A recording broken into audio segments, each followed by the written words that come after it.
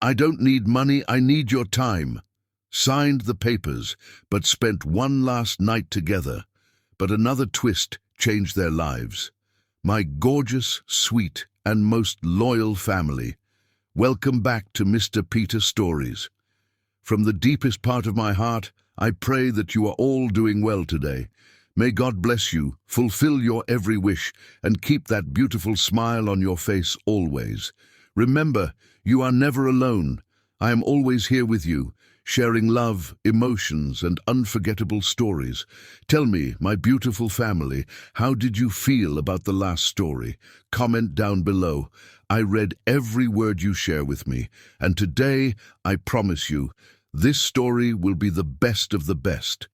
Are you enjoying the stories? If your heart says yes, then type it in the comments. And please, my dear family, don't forget to keep my daughter in your prayers. She is still in the hospital, and your love and prayers mean everything to me. Now, let's hold hands, feel the love, and dive into today's story together. The divorce papers lay on the mahogany table, their crisp edges catching the dim light of the bedroom lamp. Each page represented another nail in the coffin of what was once a passionate love story. Cassidy Adams stood by the floor-to-ceiling window of their 45th-floor penthouse apartment, her silhouette a dark contrast against the glittering cityscape of Manhattan below. The city that had witnessed their love story was now bearing silent witness to its end. The clock on the wall ticked methodically, each second echoing through the cavernous master bedroom like a countdown to inevitability. Outside, a light drizzle had begun to fall, droplets racing down the glass like tears Cassidy refused to shed. She pressed her forehead against the cool window, her breath creating small clouds of fog on the glass. 5 years of marriage, reduced to 30 pages of legal jargon and signature lines. Nikolai Bradley watched her from across the room, his heart heavy with the weight of countless memories. His reflection in the dresser mirror showed a man he barely recognized. Designer suit wrinkled from the 14-hour flight from Sydney, dark circles under his eyes speaking of sleepless nights and endless negotiations.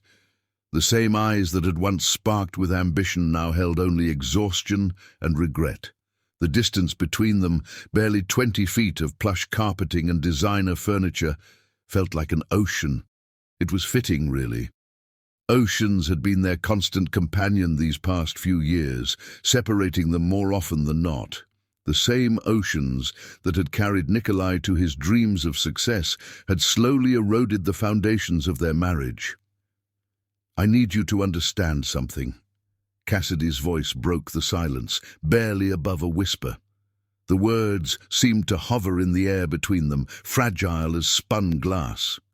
She didn't turn from the window, but her shoulders tensed visibly under the silk of her cream-colored blouse. I didn't want this. The irony of her statement wasn't lost on Nikolai. Their entire apartment was filled with things she hadn't wanted. The Italian leather furniture, the abstract paintings worth more than most cars, the rare artifacts from his business trips that lined their shelves. He had spent years giving her everything except what she truly wanted, his presence. Then why? Nikolai's voice cracked, betraying the emotion he'd been trying to contain. Why are we here? The ambient sounds of the city filtered through the triple-pane windows, a distant siren, the muffled honking of taxis, the perpetual hum of 8 million lives being lived simultaneously. These were the sounds that had once been the backdrop to their love story, now serving as a requiem for its end. Cassidy finally turned from the window, her green eyes catching the warm light of the lamp. They were the same eyes that had captured Nikolai's heart 8 years ago in Washington Square Park, though now they held shadows he had never seen before. She moved to the edge of their king-sized bed, a bed that had grown too large in recent years, with one side perpetually cold and empty. Because I've been alone for 5 years, Nick, alone in a marriage that exists primarily on video calls and occasional visits. Her words carried no anger, and somehow that made them worse. The resignation in her voice cut deeper than any fury could have. "I've been living in a museum of souvenirs from your travels, surrounded by evidence of your success, drowning in luxury and starving for love." The words hung in the air like poison, their truth undeniable. Nikolai took a step forward, then stopped, unsure of his welcome in what had become her sanctuary. The bedroom, like the rest of their home, bore witness to their gradual separation.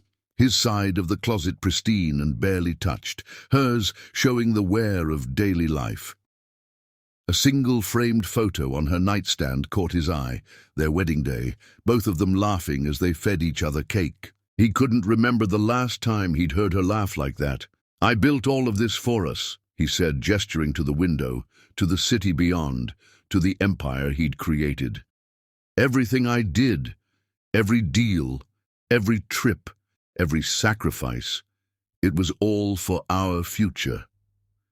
Cassidy's laugh was hollow, empty of the joy that had once filled their home. "Our future? Nick, we don't have a present. When was the last time we ate dinner together? When was the last time we went to bed at the same time? When was the last time we just existed in the same space, without one of us rushing off to a meeting or a flight?" She moved to the dresser, picking up one of the many gifts he'd sent from his travels, a delicate jade pendant from Hong Kong. "You can't build a marriage on souvenirs and apology gifts. You can't nurture love through FaceTime and text messages. I didn't marry you for the penthouse or the designer clothes or the social status. I married you because 8 years ago, a clumsy international student with big dreams knocked me over in Washington Square Park and looked at me like I was the most fascinating person he'd ever seen." The memory hit Nikolai like a physical blow. He remembered that day with perfect clarity. The autumn leaves scattered across the pathway, the way her architecture textbooks had created a paper storm when they collided. The sunlight catching in her hair as she knelt to gather her drawings. He remembered thinking she was the most beautiful thing he'd ever seen, and how her smile had made his carefully planned future shift on its axis. "I still look at you that way," he whispered, taking another step toward her. "You're still the most fascinating person I've ever known. But you're never here to look at me at all, are you?" Cassidy set the pendant down with deliberate care. "You're building skyscrapers in Shanghai, closing deals in Dubai, expanding markets in Sao Paulo. And I'm here, designing other people's dreams because my own are crumbling around me." She moved to the mahogany table, her fingers trailing over the divorce papers. "Do you know what hurts the most? It's not the loneliness. It's not the empty bed or the quiet dinners or the holidays spent with friends because my husband is halfway around the world. It's that somewhere along the way, you stopped seeing me as your partner and started seeing me as an investment. Something to be maintained with expensive gifts and grand gestures, but not something that needed nurturing and presence and time." The night stretched on, heavy with unspoken words and memories of happier times. Outside, Manhattan continued its endless dance of lights and shadows, indifferent to the drama unfolding in the penthouse above. Inside, two people who had once promised each other forever faced the reality of an ending neither had wanted, but both had helped create. Chapter 2. College Days. 8 years earlier, NYU campus. The autumn leaves crunched beneath Cassidy Adams' feet as she hurried across Washington Square Park. The October air was crisp and clean, carrying the scent of street vendor pretzels and the promise of winter. Her arms were full of architecture textbooks, their weight familiar after 2 months into her junior year. Professor Chen's advanced structural design course had run late, and she was already 10 minutes behind for her study group at the library. The setting sun painted the arch in shades of gold and amber, casting long shadows across the busy pathways. Students milled about, some sprawled on blankets enjoying the last warm days of fall, others rushing between classes with the determined focus of midterm season. Cassidy dodged a group of freshmen taking selfies, her messenger bag swinging precariously as she picked up her pace. She didn't see the tall figure rounding the corner until it was too late. The collision was spectacular. Papers flew everywhere, creating a whirlwind of sketches and calculations. Her carefully organized project notes for the semester scattered like autumn leaves, dancing in the late afternoon breeze. The textbooks tumbled from her arms, one catching her shin on its way down. "I'm so sorry," the stranger said, already on his knees gathering her work. His accent was different, a mix of European and something else she couldn't quite place. Long fingers carefully collected her drawings, treating the delicate sketches with surprising reverence. "These are incredible. Are they yours?" Cassidy knelt beside him, rubbing her shin and reaching for a set of floor plans that had landed in a nearby puddle. "Yes, they're my designs for—" She looked up, and the words died in her throat. He had the kindest eyes she'd ever seen, warm brown with flecks of gold that caught the sunlight. His dark hair fell slightly over his forehead as he examined one of her sketches, genuine interest evident in his expression. The integration of the support structures with the aesthetic elements. "It's brilliant," he said, tracing the lines of her design with a gentle finger. "The way you've incorporated the environmental factors into the basic framework, I've never seen anything quite like it." Cassidy felt her cheeks warm, and not just from the autumn chill. "You know architecture?" He smiled, and something in her chest fluttered. "My father was an architect back home in Croatia. I grew up surrounded by his drawings, watching him transform blank pages into living, breathing spaces." He gathered another stack of papers, tapping them carefully into alignment. "Though I'm afraid I didn't inherit his talent. Numbers are more my language." "It's okay.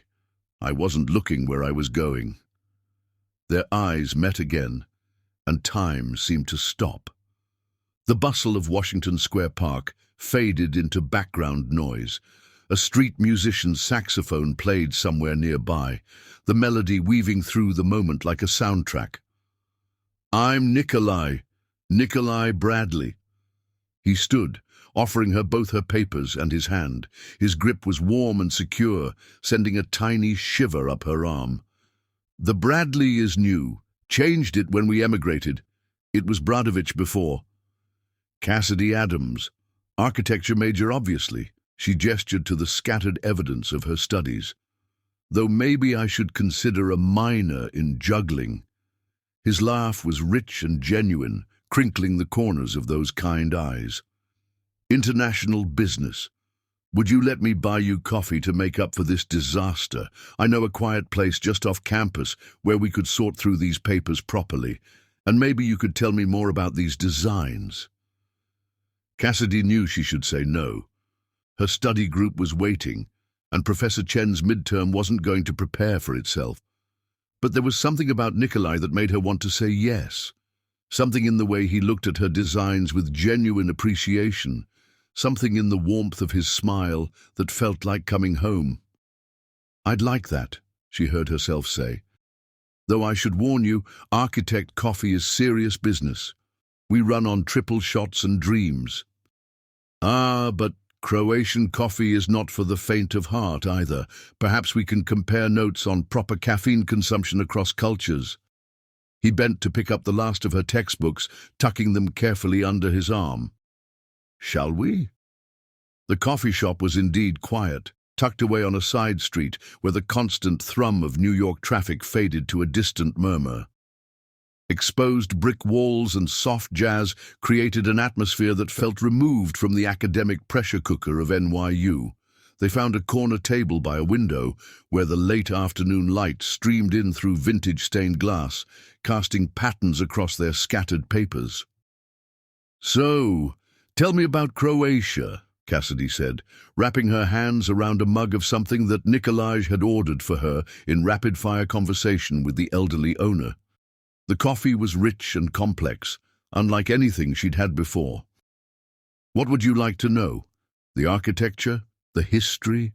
The way the Adriatic looks at sunset from the walls of Dubrovnik? His eyes took on a distant look, seeing something far beyond the New York street outside. It's a beautiful country, full of contradictions, ancient stone walls and modern glass towers, traditional values and progressive dreams. Sometimes I miss it so much it hurts, but America. He gestured to the window, to the city beyond. America is where dreams become reality. The passion in his voice was captivating.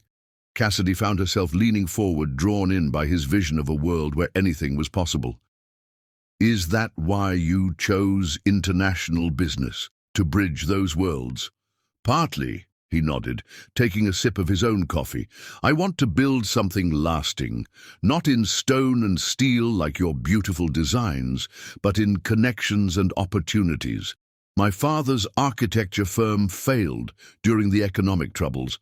I watched him lose everything he'd built over 30 years because he was too focused on his local market. I want to create something that transcends borders, that can weather any storm. The conviction in his voice stirred something in Cassidy. She recognized that drive. It was the same force that kept her up late into the night, perfecting her designs, pushing the boundaries of what was possible with each new project. Tell me more about your plans. Hours slipped by unnoticed. The coffee shop owner brought them fresh drinks and homemade pastries, waving away their attempts to pay. They talked about everything and nothing, their families, their dreams, the challenges of building a future in a city that never stopped moving. Nikolai's passion for business strategy was matched by his curiosity about her architectural vision. He asked questions that made her see her own designs in new ways, offering perspectives she'd never considered. The sun had long since set when they finally noticed the time. The coffee shop was empty save for them and the owner, who was humming along to Billie Holiday as she wiped down tables. Cassidy's phone showed 3 missed calls from her study group and a string of texts she'd completely forgotten about. I should go, she said reluctantly, gathering her now organized papers. I have an early studio session tomorrow. Let me walk you home, Nikolai offered, already standing to help her with her books. These New York nights can be dangerous for distracted architects carrying their life's work. The walk back to her apartment was slow, neither of them wanting the evening to end. The city had transformed while they were in the coffee shop, taking on its nighttime personality of neon lights and endless possibility. They talked about their favorite buildings, pointing out architectural details that caught their eye. Nikolai's knowledge of design history surprised her. He might claim numbers were his language, but he spoke the language of space and form fluently. At her doorstep, they both hesitated. The moment felt weighted with potential, like the pause before a symphony begins. Thank you for the coffee, Cassidy said softly, and for helping with the papers, and for everything. Thank you for sharing your designs with me, and your dreams. Nikolai took a small step closer, his expression serious. Cassidy, would you have dinner with me tomorrow? There's this Croatian restaurant in the village. I'd love to show you a piece of my world. The answer was yes. It was always going to be yes. From that first moment in Washington Square Park, when their worlds had literally collided, some part of her had known that Nikolai Bradley was going to be important. What she didn't know then, standing on her doorstep with her heart fluttering and future stretching out before her full of possibility, was just how completely Nikolai would change her world. She didn't know about the late-night study sessions that would turn into dawn discussions about their shared future. She didn't know about the walks through Central Park where they would plan their empire, his business acumen and her design sense creating castles in the air. She didn't know about the gradual way his dreams would become her dreams, until it was impossible to tell where one ended and the other began. She didn't know that 8 years later she would stand in a penthouse apartment, watching those same dreams crumble around her. She didn't know that success could taste like ashes, that ambition could be both wings and chains, that love could be both the strongest foundation and the most fragile structure. But that was all in the future. On that autumn night, with the streets of New York spread out before them like a map of possibility, there was only the promise of tomorrow's dinner, the lingering warmth of Croatian coffee, and the way Nikolai's eyes crinkled when he smiled. "Yes," she said simply. "I'd love to have dinner with you." His smile was brighter than the city lights around them. He took her hand, pressed a gentle kiss to her knuckles, in an old-world gesture that should have felt affected, but somehow seemed perfectly natural. "Until tomorrow, then, Cassidy Adams. Try not to run into any more strangers with your beautiful drawings." "Only the ones with kind eyes and good taste in coffee," she replied, surprising herself with her boldness. His laugh echoed in the street as he walked away, turning once to wave before disappearing around the corner. Cassidy stood at her door for a long moment, holding her books close and smiling like a fool. Tomorrow stretched out before her, full of promise and possibility. The city hummed around her, a living thing full of stories and dreams. Somewhere in the distance, a saxophone played, the same melody from the park floating on the night air like a blessing. Cassidy Adams was 21 years old, standing on the cusp of something magnificent, and she had no idea that she had just met both her greatest love and her greatest heartbreak. But that was tomorrow's problem. Tonight, she had designs to dream and a dinner to look forward to. Tonight, the world was full of nothing but possibility. Chapter 3. The Rise. Their courtship was a whirlwind of late-night study sessions, walks through Central Park, and dreams of the future. The Croatian restaurant in the village became their special place, where Nikolai would order for them in his native tongue, teaching Cassidy words between bites of pashtikada and sips of rich red wine. Each visit felt like stepping into his world, learning the pieces of him that existed before New York City. Winter descended on Manhattan, transforming Washington Square Park into a wonderland of white. They would meet between classes, sharing hot chocolate and ambitions. Nikolai's dreams burned bright. He wanted to build an international empire that would span continents. Cassidy found herself caught up in his vision, her architectural expertise weaving seamlessly into his plans for global expansion. "Imagine it," he would say, his breath visible in the cold air as they walked arm in arm through the snow-covered paths. "Your designs reaching from New York to Sydney, from London to Shanghai, we could transform skylines across the world." His enthusiasm was infectious. During their study sessions in the library, while Cassidy pored over structural engineering texts, Nikolai would spread out market analysis reports and international trade agreements. They would work in comfortable silence, occasionally sharing insights or simply exchanging glances across their shared table. Spring semester brought new challenges.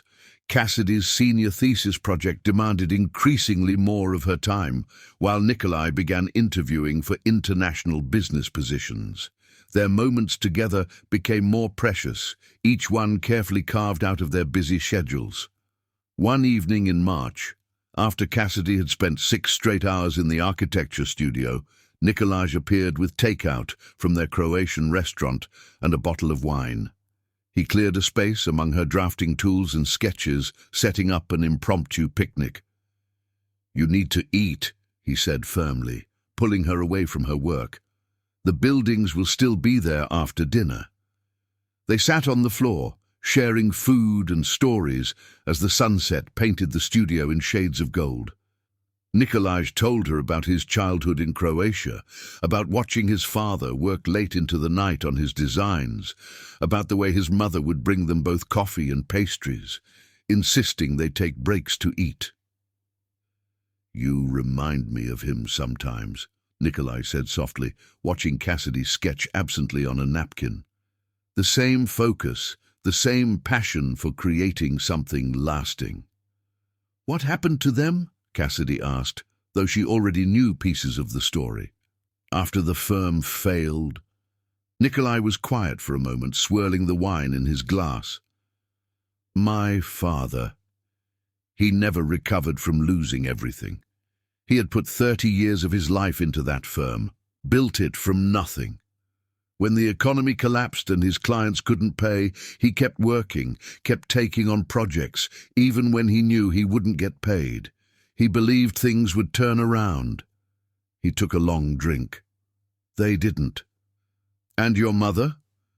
"She holds our family together, as she always has. She works as a teacher now in Zagreb. They sold the house, moved to a small apartment. My father does small residential projects when he can get them, but—" He shook his head. "That's why I have to succeed, Cassidy. I won't let what happened to him happen to us. I'm building something that can't be destroyed by one country's economic troubles." Cassidy reached across their makeshift picnic, taking his hand. "We'll build it together, something strong enough to weather any storm." The weeks flew by in a blur of deadlines and dreams. Cassidy's thesis project earned her top honors and attention from several prestigious firms. Nikolaj received multiple job offers, but one stood out, a position with an international consulting firm that would allow him to work with businesses across Asia and the Pacific.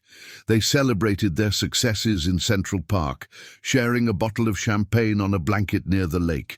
The spring air was warm, filled with the scent of blooming flowers and possibility.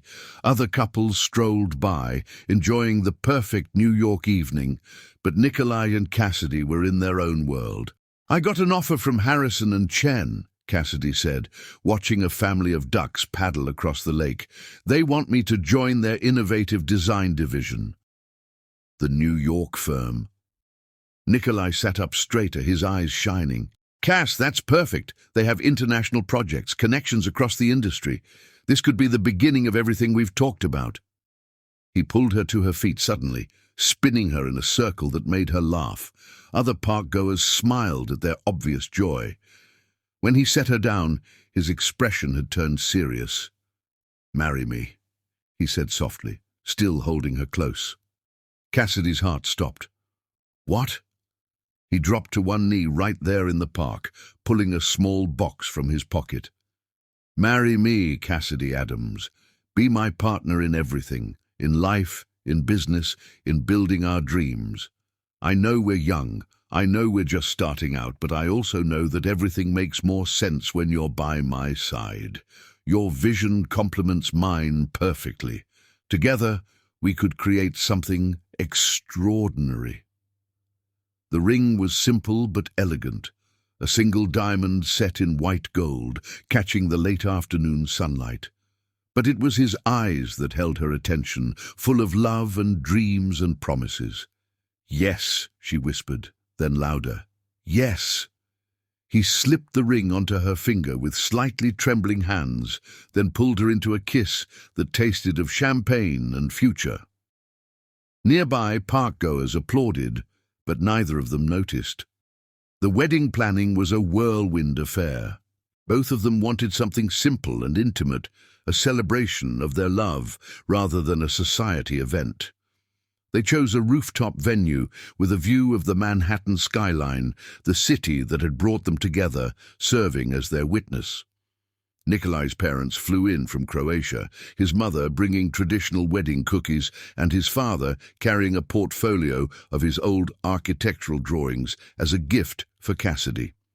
Her own parents drove up from Pennsylvania, her father misty-eyed at the sight of his only daughter in her wedding dress. The ceremony was perfect in its simplicity. They exchanged vows under a canopy of fairy lights as the sun set over the city. Nikolai spoke his vows in both English and Croatian, the familiar words made new in his mother tongue. Cassidy's voice shook slightly as she promised to be his partner in all things, to support his dreams as he supported hers. "I promise to be your home," she said, "no matter where in the world we find ourselves." "I promise to build our future," he replied, "stone by stone, dream by dream, always with you by my side." The reception was filled with laughter and music. Nikolai's mother taught Cassidy traditional Croatian dances, while her father attempted to learn Croatian phrases from Nikolai's relatives. Their worlds merged seamlessly, just as they had. Later, as they swayed together for their last dance, the city lights twinkling around them like earthbound stars, Nikolai whispered in her ear, "This is just the beginning, my love. We're going to build an empire together." Cassidy rested her head on his shoulder, breathing in the moment. The ring on her finger caught the light of the fairy lights, sending prisms dancing across her white dress. She felt invincible in that moment, certain that their love could conquer any obstacle, bridge any distance. If only she had known then how prophetic those words about distance would become. The first year of marriage was a dream. They found a small but charming apartment in Brooklyn, filling it with a mix of her architectural drawings and his international business plans. Mornings began with Croatian coffee and shared sections of the newspaper. Evenings ended with takeout dinners and long discussions about their future. Cassidy's work at Harrison and Chen quickly earned her recognition in the architectural community. Her innovative designs caught the attention of international clients, leading to bigger projects and greater responsibilities. Nikolai's career was equally meteoric. His understanding of international markets and cultural nuances made him invaluable to his firm. They celebrated their successes together, marking each milestone with dinner at their Croatian restaurant in the village. Their dreams seemed to be unfolding exactly as planned, each achievement bringing them closer to their shared vision of an international empire. Then came the opportunity that would change everything. Nikolai's firm offered him a chance to lead their expansion into the Australian market. It was a massive opportunity, full control over the Pacific region, the chance to build something from the ground up, to prove his theories about international business on a grand scale. "It's only for a few months," he assured Cassidy, over dinner at their special restaurant. "Just until we get the Sydney office established. Think of it, love. This could be the foundation of everything we've dreamed about." Cassidy looked at her husband's excited face, at the way his eyes lit up as he described the potential he saw in the Australian market. How could she stand in the way of his dreams? Dreams that had become their dreams somewhere along the way. "Of course you should go," she said, reaching across the table to take his hand. "We can handle a few months apart. Besides, I've always wanted to design something in Sydney." Neither of them knew then that a few months would stretch into years. Neither of them realized that success could become a double-edged sword, that achievement could create distance as surely as failure. But that was all in the future. On that night, sharing a bottle of Croatian wine and planning their temporary separation, they were still just two young people in love, certain that their bond was strong enough to span any distance, sure that their dreams would lead them to an even stronger future together. The night before Nikolai left for Sydney, they stood on their Brooklyn rooftop, looking out at the Manhattan skyline. The city that had witnessed their love story glittered in the distance, eternal and ever-changing. "I'll make you proud," Nikolai promised, holding her close. "This is just the beginning of our empire." Cassidy breathed in his scent, trying to memorize everything about this moment. "Just don't forget to come home sometimes," she whispered. "An empire needs its emperor present now and then." He laughed, kissing her temple. "Always. Home is wherever you are, my love." Little did they know that home would become an increasingly fluid concept in the years to come, that success would taste different on opposite sides of the world, that dreams, like buildings, require constant maintenance to remain standing.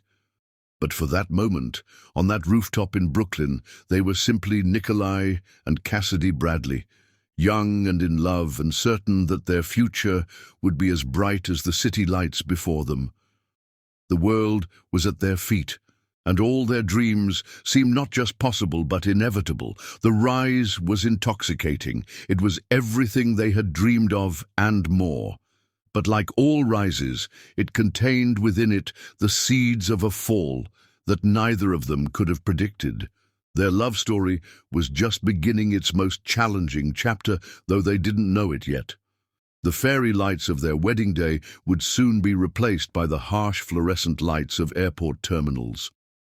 Their intimate dinners would become video calls across time zones. Their shared dreams would slowly diverge, like continents drifting apart, until the ocean between them seemed impossible to cross. But that was tomorrow's problem.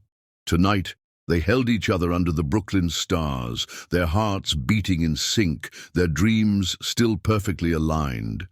Tonight, they were still just Nikolai and Cassidy, before success and distance and ambition began to reshape their love into something neither of them had intended. Tonight they were still rising, and the view from the top seemed endless. One final night. A tale of love, loss, and redemption. Chapter 4. The distance grows. The first business trip to Australia lasted 2 weeks. Cassidy marked the days on their kitchen calendar with little hearts, counting down to his return. She threw herself into her work at Harrison and Chen, staying late at the office to avoid their empty apartment. Their video calls became her lifeline, Nikolai's face on her screen, tired but excited as he described the opportunities he was discovering in Sydney.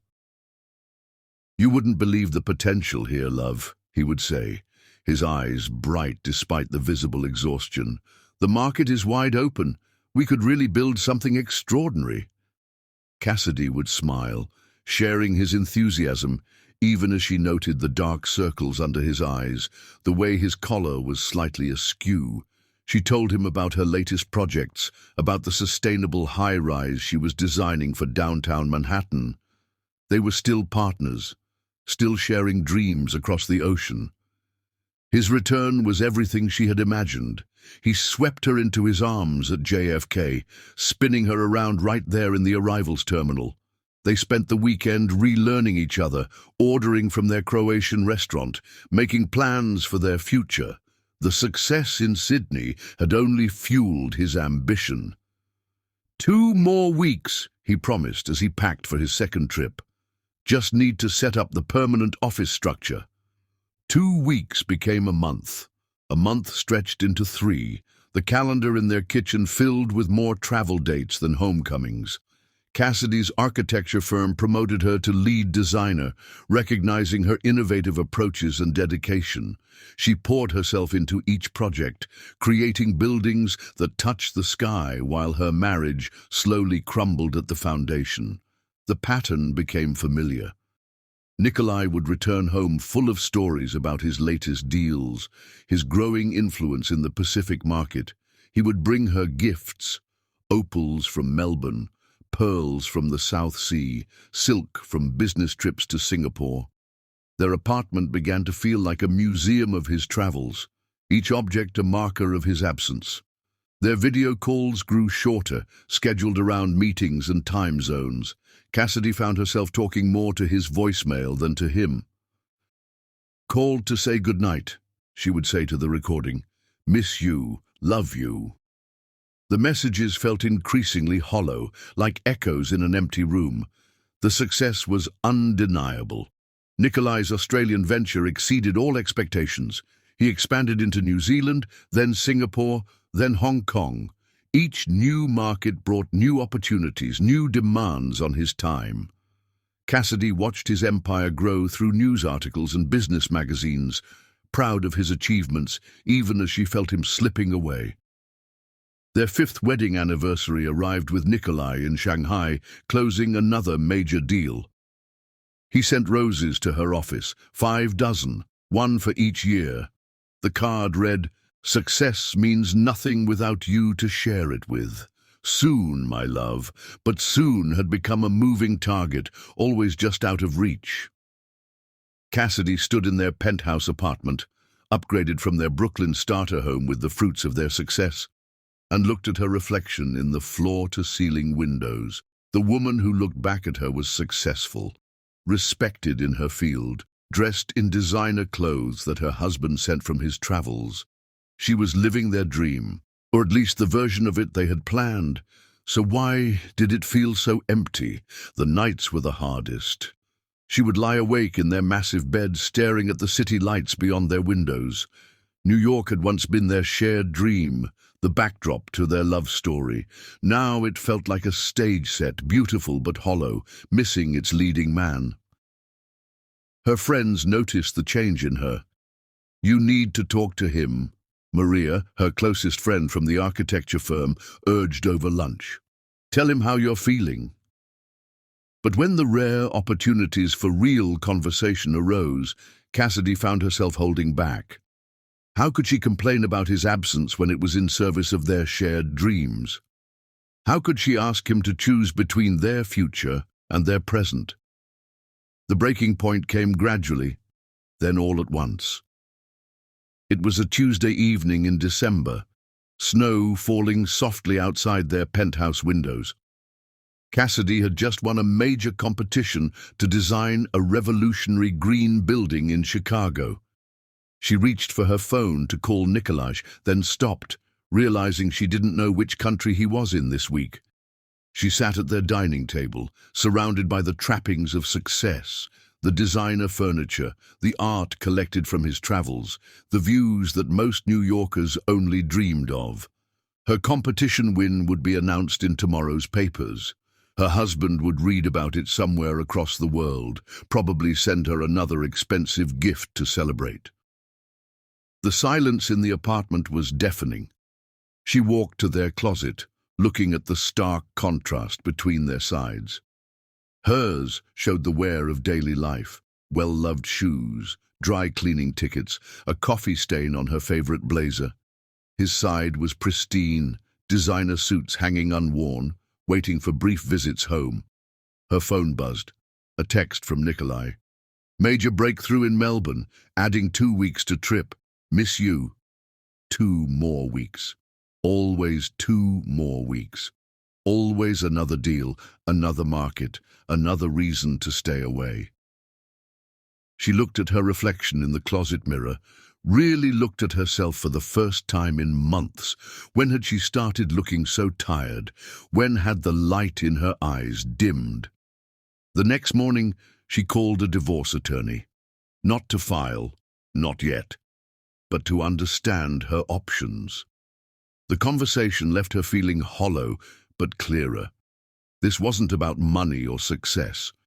It was about the fundamental promise they had made to each other, to be partners, to build their dreams together, to create a home that was more than just expensive furniture and beautiful views. She threw herself into her work with renewed intensity.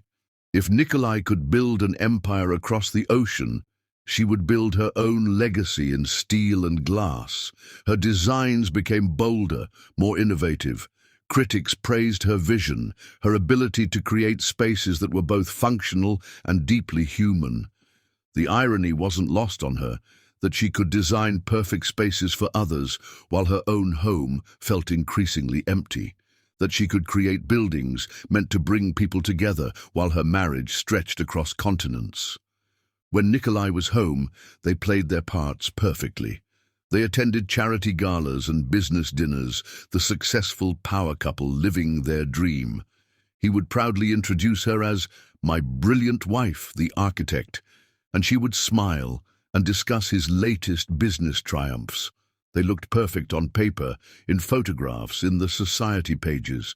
But in the quiet moments, in the spaces between public appearances, the distance between them grew. Their conversations became surface level, focused on schedules and social obligations. The deep discussions about dreams and future plans that had characterized their early relationship were replaced by logistics and itineraries. The gifts kept coming. Designer bags from Paris, jewelry from Hong Kong, rare artifacts from his travels. Each one felt like a substitution for his presence, a beautiful band-aid over a growing wound. One night, after another charity event where they had played their roles perfectly, Cassidy stood in their bedroom removing her jewelry. Nikolai was packing for another trip, his suitcase open on their bed. "I don't want your money," she said quietly, placing a diamond bracelet, his latest gift, on her dresser. "I want my husband." He looked up, surprise crossing his features. "Everything I do for us. These deals, these trips, they're building our future. But what about our present?" She turned to face him, years of loneliness and frustration finally bubbling to the surface. "When was the last time we had dinner together? Just us, no business associates, no networking. When was the last time we just existed in the same space?"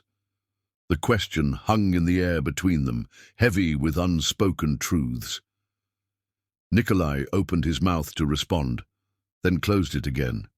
He couldn't remember either. Their empires had grown exponentially.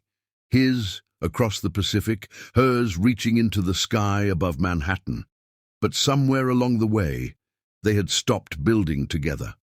Their foundation had cracked while they were busy creating monuments to their success. The distance between them was no longer just physical. It had become emotional, philosophical, a gulf wider than any ocean. Cassidy stood at her window, watching the city lights blur through unshed tears. Behind her, Nikolai continued packing, the soft sounds of his movements a reminder of his impending departure. They had achieved everything they had dreamed of that day in Washington Square Park. Their names were recognized in their respective fields, their success undeniable. But success, they were learning, could be the loneliest achievement of all. The next morning, Nikolai left for another 3-month trip to Asia. Cassidy watched him go, standing in their perfectly decorated living room, surrounded by souvenirs of his success and evidence of his absence. The door closed behind him with a soft click that sounded like an ending. She walked to their home office, looking at the vision board they had created in their first year of marriage. Their dreams were all there, sketched out in her architectural hand, annotated with his business plans. They had achieved most of them, ticking off successes like items on a shopping list. But somewhere along the way, they had forgotten to update the most important part of their shared vision, their relationship. While they were busy building empires, their love had become another casualty of their success, another sacrifice on the altar of ambition. The distance between them was no longer measured in miles or time zones. It was measured in missed dinners and forgotten anniversaries, in video calls that grew shorter and gifts that grew more expensive, in the slow erosion of intimacy replaced by achievement. Their love story had become a cautionary tale about the price of success, about the danger of forgetting that some distances, once grown too great, cannot be bridged by any amount of money or achievement. The chapter of their rise was ending. The question that remained, hanging in the air of their beautiful but empty penthouse, was whether they had risen so high that they could no longer find their way back to each other. One final night, a tale of love, loss, and redemption. Chapter 5. The Breaking Point. "I don't want your money!" Cassidy screamed, throwing the latest designer bag across the room. The Italian leather caught the evening light as it sailed past Nikolai's head, missing him by inches before colliding with their awards wall. A framed architecture prize crashed to the floor, glass shattering across the marble in a perfect metaphor for their marriage. "I want my husband." The words echoed through their penthouse apartment, bouncing off the floor-to-ceiling windows and expensive art pieces that had become substitutes for his presence. Outside, Manhattan continued its eternal dance of lights and shadows, indifferent to the drama unfolding 45 stories above its streets. Nikolai stood frozen by the doorway, his suit still perfect despite the 14-hour flight from Singapore. His latest peace offering, the designer bag that now lay crumpled against the wall, had clearly been the wrong choice. Again. Everything I do for us. He finally found his voice matching her volume. The careful composure he maintained in boardrooms across Asia cracked, revealing the frustration beneath. These deals, these trips, they're building our future. Money can't buy love, but time can. Her words hit harder than any thrown object could have. When was the last time we had dinner together? When was the last time we just existed in the same space? The silence that followed her question was deafening. Nikolai loosened his tie, a nervous habit from his college days that survived beneath the polished international businessman exterior. "I was home last month," he said, but even he could hear how weak the defense sounded. "For 18 hours, Cassidy countered, running her hands through her hair in frustration. The diamond tennis bracelet he'd brought her from Hong Kong caught the light, another beautiful shackle. 18 hours, during which you spent 12 on conference calls to Melbourne and 6 sleeping off jet lag." She moved to their wall of windows. The city spread out before her like a glittering promise. How many nights had she stood here, watching planes cross the sky, wondering which one carried her husband? How many dinners had she eaten alone at their custom-designed dining table, her accomplishments tasting like ash without him to share them? "I just closed the biggest deal of my career," Nikolai said, his voice softer now. He took a step toward her, then stopped, unsure of his welcome. "The Singapore merger will open up all of Southeast Asia. Think of the possibilities, Cass. Your designs could—" "I don't care about Southeast Asia," the words exploded out of her, years of loneliness crystallizing into rage. "I care about the fact that I haven't seen my husband for more than a few days at a time in years. I care about the fact that I can't remember the last time we had a real conversation that wasn't about business or travel schedules." She turned to face him, and the pain in her eyes made him step back. "Do you know what happened last week? I won the International Green Design Award for the Chicago project. It's the highest honor in sustainable architecture. Do you know how I found out you knew about it?" Nikolai's silence was answer enough. "Your assistant sent flowers." She laughed, but the sound held no joy. "Your assistant, Nikolai, not you. Your assistant sent flowers and you sent another fucking designer bag, probably picked out by the same assistant." The truth of her words hung in the air between them. Nikolai moved to their bar, pouring himself a drink with slightly shaking hands. The crystal decanter, another gift from another missed anniversary, clinked against the glass. "I'm proud of you," he said quietly. "You know that. Everything you've achieved." "I don't want your pride." Cassidy cut him off. "I don't want your money or your gifts or your international connections. I want pancakes on Sunday mornings. I want someone to hold my hand at movie theaters. I want to fall asleep next to my husband and know he'll be there in the morning." She walked to their bedroom, Nikolai following hesitantly. The space was a study in absence, her side lived in, his pristine. Even their closet told the story. Her clothes showed the wear of daily life, while his designer suits hung like museum pieces, waiting for brief appearances between trips. "Remember when we got married?" She picked up their wedding photo from her nightstand, the only personal touch in their expertly decorated bedroom. "Remember what you promised? To build our future," he said softly, "to create something lasting." "No." She set the photo down with deliberate care. "You promised to be my partner, to build our dreams together. When did your dreams become more important than our reality?" Nikolai sank onto their bed, suddenly looking every mile of his latest flight. "I'm trying to create something meaningful," he said, "something that can't be destroyed by one country's economic troubles, something worthy of us. But there is no us anymore. The words seemed to echo in the perfect acoustics of their designer bedroom. There's you in Singapore and Sydney and Hong Kong, and there's me here in New York, living in a museum of your success. She gestured to their room, the art pieces he'd brought from Asia, the designer furniture selected by their interior decorator, the views most people only saw in magazines. Look at this place, Nick. It's perfect, it's beautiful, it's empty. The last word hung between them like a verdict. Nikolai stood, moving to the window where the city stretched out below them, endless and indifferent. I'll cut back on travel, he said. Delegate more to the regional offices, be home more. You've promised that before. Cassidy's voice was tired now, the anger draining away to reveal the exhaustion beneath.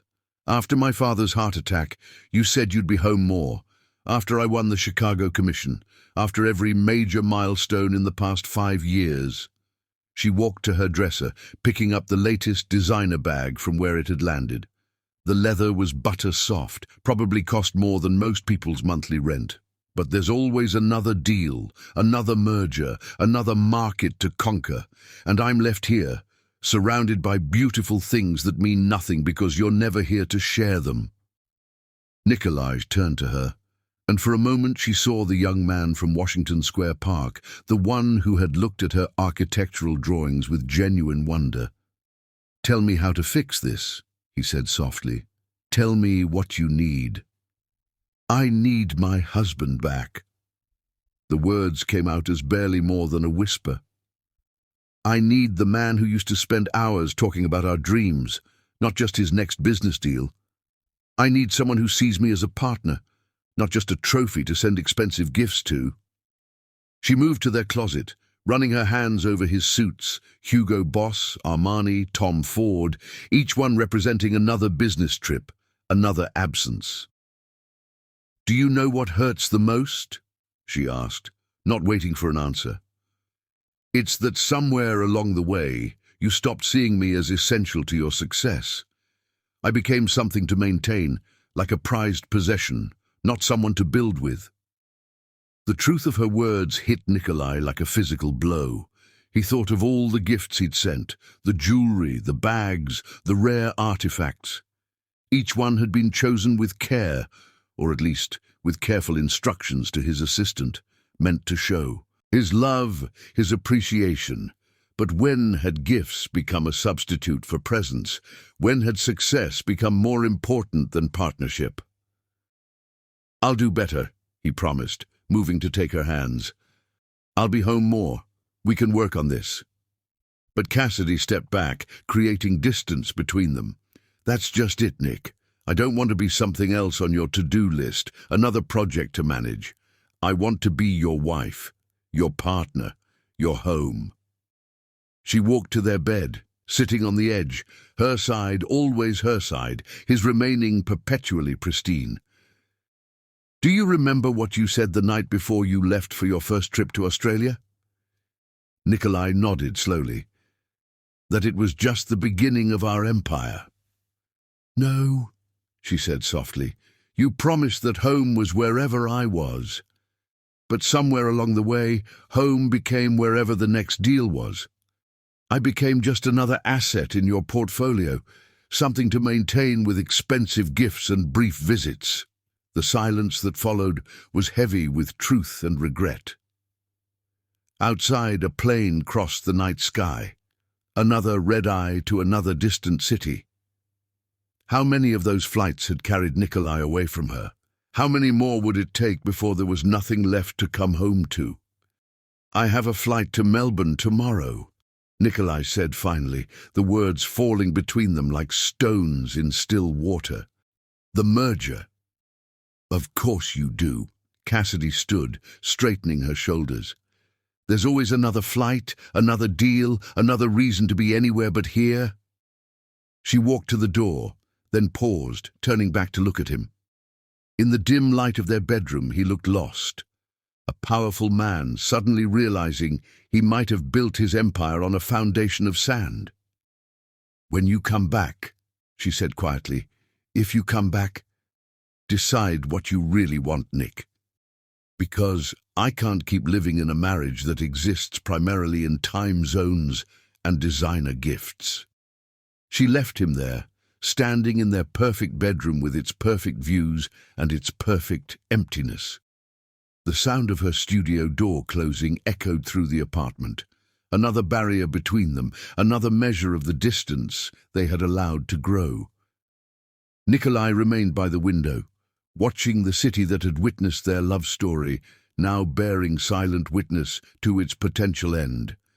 In the reflection of the glass, he saw himself as Cassidy must see him, the successful international businessman who had traded his marriage for an empire, who had replaced presence with presence, who had forgotten that some distances can't be bridged by any amount of success.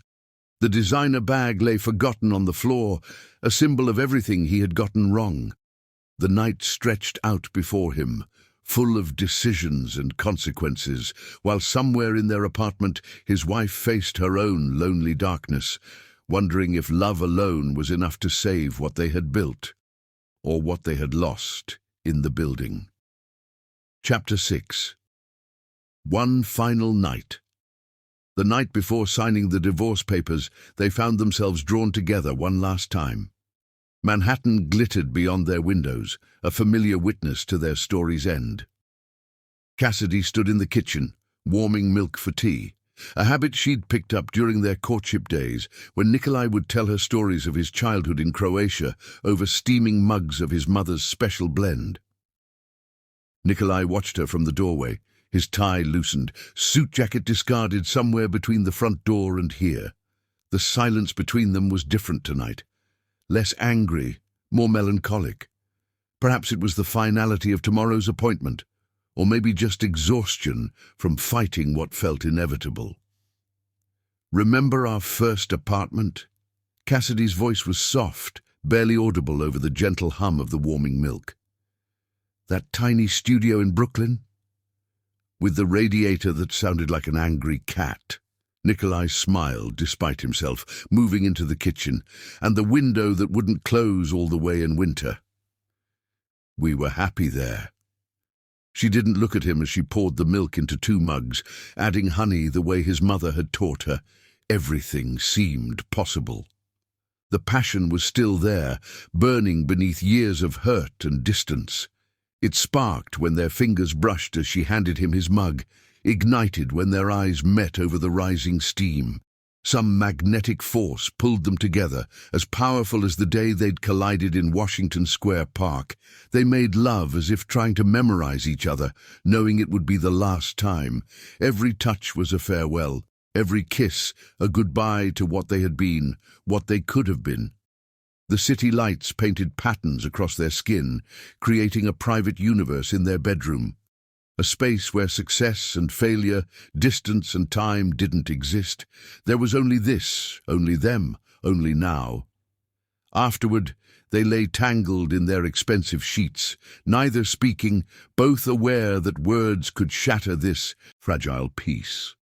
Cassidy traced patterns on Nikolai's chest, following the familiar paths of old scars and new stress lines. He played with her hair, remembering how it used to catch the sunlight during their walks in Central Park. The buzz of a phone broke the spell. Cassidy reached for it automatically, force of habit from years of international calls and urgent client messages. But it wasn't her phone that had buzzed. Nikolai's screen lit up the darkness, a name flashing that made Cassidy's world tilt on its axis. "Who is Della Coco?" Her voice was ice as she held up Nikolai's phone, the message preview telling a story she wasn't sure she wanted to read. The color drained from Nikolai's face, not a subtle change, but a dramatic transformation that answered her question before he could form words. He reached for the phone, but Cassidy pulled it back, her finger already unlocking the screen with the passcode she wasn't supposed to know. The messages loaded, each one a nail in the coffin of whatever peace they had found in their final night together. Business arrangements, legal documents, references to a marriage certificate dated 5 years ago in Melbourne. Cassidy. Nikolai's voice cracked. "I can explain." But the evidence was there in black and white, illuminated by the harsh glow of the phone screen. Della Coco, the Australian businesswoman who had helped Nikolai establish his company, a marriage of convenience that he'd never bothered to dissolve, thinking it wouldn't matter as long as it stayed in Australia. The truth spilled out in the cold light of dawn. How he'd been young and desperate, needing a business visa to establish his presence in the Australian market. How Della had offered a solution: marriage in name only, a business arrangement to facilitate his dreams. How he'd convinced himself it wasn't real, wasn't important, wasn't worth mentioning because it existed only on paper halfway around the world. "It meant nothing," he pleaded, reaching for Cassidy as she gathered her clothes. "It was just business. You're my only real wife." "Real wife?" Cassidy laughed, but the sound held no humor. "As opposed to your fake wife? Your business wife? Your Australian wife who apparently has more access to you than I do?" She moved through their bedroom like a ghost, gathering pieces of herself. Each item of clothing was an armor piece, protecting her from the magnitude of this betrayal. The expensive lingerie he'd bought her in Paris, the silk robe from Hong Kong, the diamond earrings from Singapore, everything suddenly felt tainted, corrupted by the knowledge that all his business trips, all his successes, had been built on a foundation of lies. "I was going to tell you," Nikolai said, following her through their apartment. "Once the company was established, once everything was secure." "When?" Cassidy whirled to face him. "When were you going to tell me?" "After 5 years of marriage. After I signed the divorce papers. Or maybe after Della decided she wanted more than just a business arrangement." The question hung in the air between them, heavy with implication. Nikolai's silence was damning. Oh God. Cassidy sank onto their sofa, the reality hitting her like a physical blow. "She's already asked for more, hasn't she? That's why you've been so willing to discuss divorce. You're not just losing a wife, you're protecting your empire." "It's not like that." Nikolai knelt before her, trying to take her hands. She pulled away, as if his touch burned. "Della. She's threatening to expose everything. The marriage, the visa fraud, all of it. She could destroy everything we've built." "We?" Cassidy stood, putting distance between them. "We haven't built anything, Nikolai. You built an empire on lies, and I built a life on empty promises. There is no we anymore. Maybe there never really was." She moved to the window wall, their perfect view of Manhattan suddenly seeming like a movie set. Beautiful but fake, all surface and no substance. The sun was rising over the city, painting everything in shades of gold and possibility. How many mornings had she watched this same sunrise, dreaming of her husband's return? How many times had she stood here, planning their future, while he was building a completely different life on the other side of the world? "I never loved her," Nikolai said softly. "It was only ever you." Love isn't just about feelings, Nick. It's about trust, about partnership, about building something real together.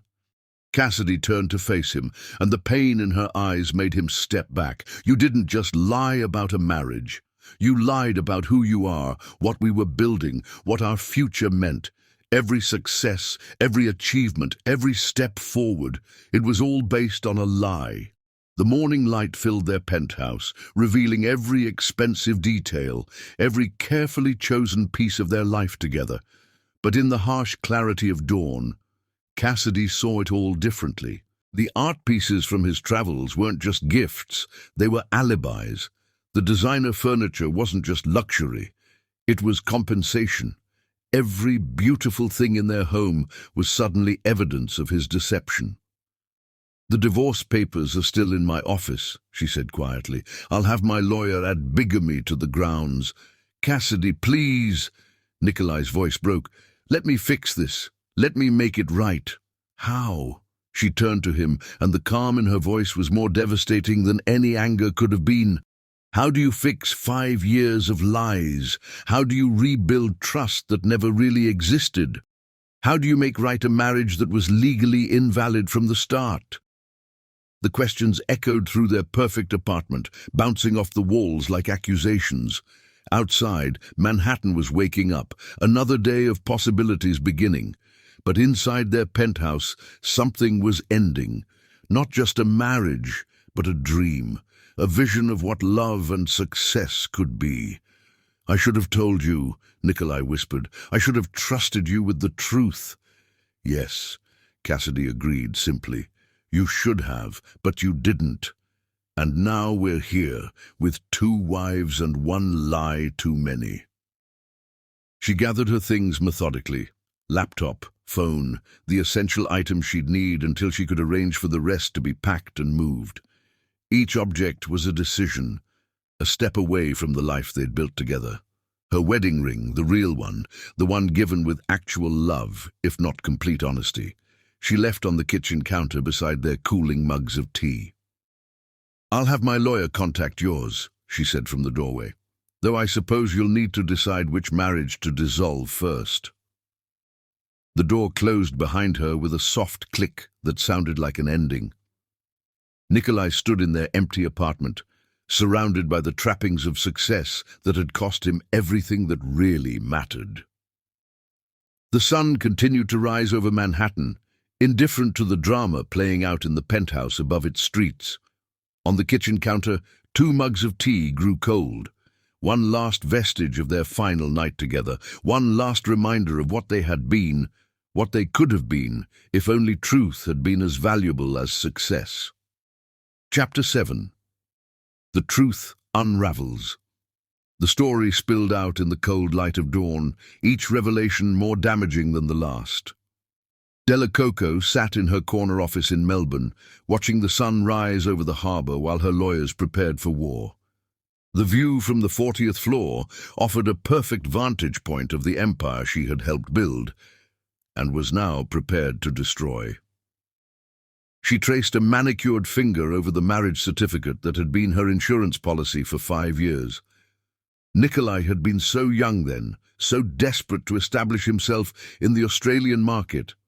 His ambition had made him vulnerable, and vulnerability was something Della Coco had always known how to exploit. The phone on her desk buzzed. "Miss Coco, the lawyers are ready for the conference call with New York." "Perfect timing," she smiled, smoothing her Chanel suit as she stood.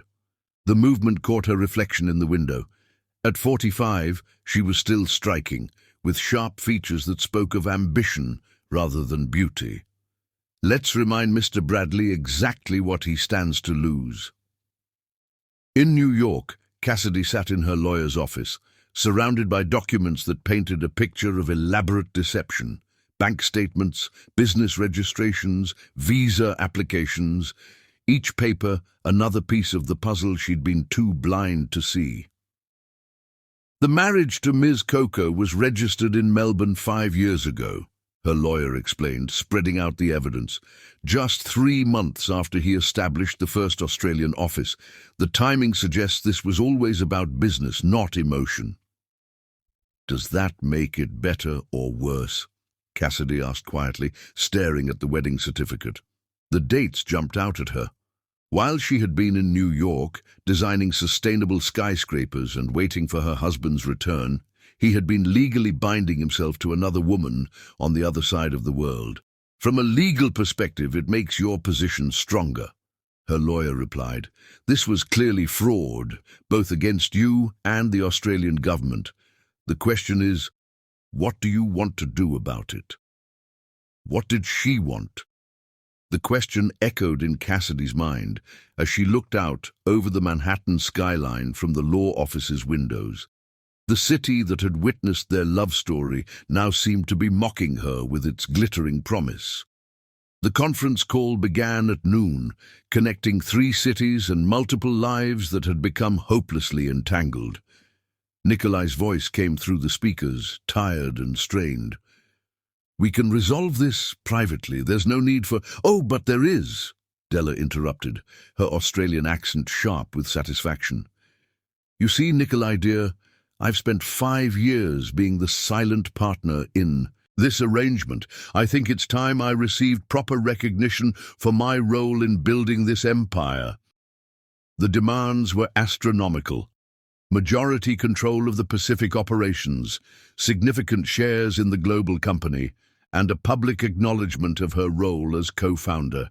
The alternative was exposure of the visa fraud, which would not only destroy the company but could result in criminal charges. Cassidy listened in silence as Della systematically dismantled the empire Nikolaj had built. Each demand was a calculated strike, designed to strip away not just his wealth, but his reputation, his legacy, everything he had sacrificed their marriage to build. And of course, Della added, almost as an afterthought, there's the matter of our marriage. I assume you'll want to handle that dissolution carefully. The weight of 5 years of deception hung heavy in the air. Cassidy watched the color drain from Nikolaj's face on the video screen as he realized the full extent of Della's plan. This wasn't just about money or control. This was about complete destruction. You planned this from the beginning, he said quietly.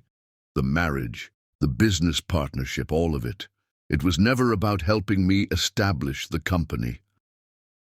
Della's laugh was cold enough to freeze the harbor she overlooked. Oh, Nikolaj, you were so perfect, young, ambitious, desperate to succeed. All those dreams of building an international empire, but without the connections or resources to make it happen. The marriage was just good business sense. Insurance, you might say. The lawyers began their careful dance of threats and counteroffers, but Cassidy had heard enough. She stood, gathering her coat and bag, and walked out of the conference room. Behind her she could hear Nikolaj calling her name, but she didn't turn back. The truth was unraveling, like a poorly knitted sweater, each pulled thread revealing more holes in the fabric of their life together. Every business trip, every late-night call, every unexplained delay. How many had been legitimate, and how many had been part of this elaborate deception? She found herself walking through Washington Square Park, retracing the steps that had led to their first meeting. The autumn leaves crunched beneath her feet, just as they had 8 years ago. Students rushed past, arms full of books and dreams, unaware that they were walking through the opening scene of what had become a tragedy. Her phone buzzed constantly, messages from Nikolaj, from her lawyer, from friends who had begun to hear rumors of the impending scandal. She ignored them all, focusing instead on the memory of that first collision, that moment when their worlds had literally crashed together. The Croatian restaurant where they had shared so many dreams was still there, its windows warm and inviting in the early evening light. Cassidy paused outside, remembering their first dinner date. How Nikolaj had ordered for them both in his native tongue, how he had shared pieces of his world with her over wine and pasticada. Had any of it been real? The question haunted her as she continued her walk through their past. The Brooklyn apartment where they had started their life together, the coffee shop where they had planned their future, the rooftop where he had proposed. Each location now felt tainted by the knowledge of his deception. Back in the lawyer's office, the negotiation continued. Della's demands grew more extensive, her threats more explicit. She had documentation of everything, every meeting, every agreement, every step in their careful dance of deception. You really want to destroy everything? Nikolaj's voice was barely recognizable. The company employs thousands of people. This isn't just about me anymore. It was never just about you, Della replied. This was always about power, about control, about building something that could weather any storm. You taught me that, remember? All those late-night strategy sessions, planning how to make the company invincible. The irony was bitter. His obsession with building something that couldn't be destroyed had created the very weapon that would demolish it all. As the sun set over 3 cities, the truth continued to unravel. Della had evidence of other deceptions, other compromises Nikolaj had made in his quest for success. Each revelation was another blow to the foundation of everything he had built. Cassidy returned to their penthouse apartment as darkness fell. The space felt different now, every luxury item a reminder of the cost of ambition. She walked through the rooms slowly, seeing everything through new eyes. The art pieces from his travels. Had he been with Della when he bought them? The awards on the walls. How many had been earned through fraudulent means? The photos of their wedding. Had he already been planning his second marriage even then? In their bedroom, she opened his closet, running her hands over the expensive suits that had been his armor in the business world. The scent of his cologne still lingered, but now it seemed to carry traces of deception rather than comfort. Her phone buzzed again. Nikolai, asking to come home, to explain, to try to make things right. But how do you right a wrong that spans 5 years and 2 continents? How do you rebuild trust that was broken before it was even fully formed? The Australian courtroom would be sterile and unforgiving. The legal proceedings a public dissection of their private pain.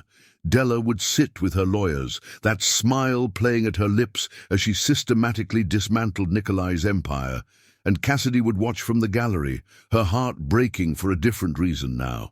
The truth had unraveled completely, leaving behind a tangle of broken dreams and shattered trust. In 3 different cities, 3 people faced the consequences of choices made 5 years ago. Della in her Melbourne office, surveying the empire she was about to claim.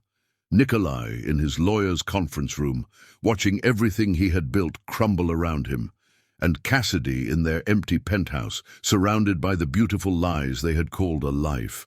The night stretched out before them, full of questions without answers, paths without destinations. Tomorrow would bring lawyers and documents, accusations and defenses. But tonight, in the quiet darkness of 3 separate cities, 3 people confronted the truth that had finally, inevitably, unraveled. Chapter 8. The Battle. The Australian courtroom was sterile and unforgiving, its modern architecture a stark contrast to the ancient principles of justice it served. Della Coco sat with her lawyers, a smile playing at her lips as she systematically dismantled Nikolai's empire. Her Chanel suit was armor, her perfectly manicured nails weapons, poised to tear apart everything he had built. Cassidy watched from the gallery, her heart breaking for a different reason now. The morning sun streamed through the high windows, casting dramatic shadows across the proceedings. From her position, she could see both Della's calculated composure and Nikolai's barely contained desperation. The evidence mounted hour by hour, day by day. Bank transfers, emails, meeting minutes, each document another nail in the coffin of Nikolai's dreams. Della had been meticulous in her planning, keeping records of every interaction, every compromise, every step in their dance of deception. The marriage was contracted on September 15th, 5 years ago, Della's lawyer stated, displaying the certificate on the courtroom's screens. At this time, Mr. Bradley was already married to Cassidy Adams in New York, making this union not only ethically questionable, but legally fraudulent. Nikolai's lawyer attempted to argue that the marriage had been purely a business arrangement, but this only played into Della's hands. "So, you admit to visa fraud?"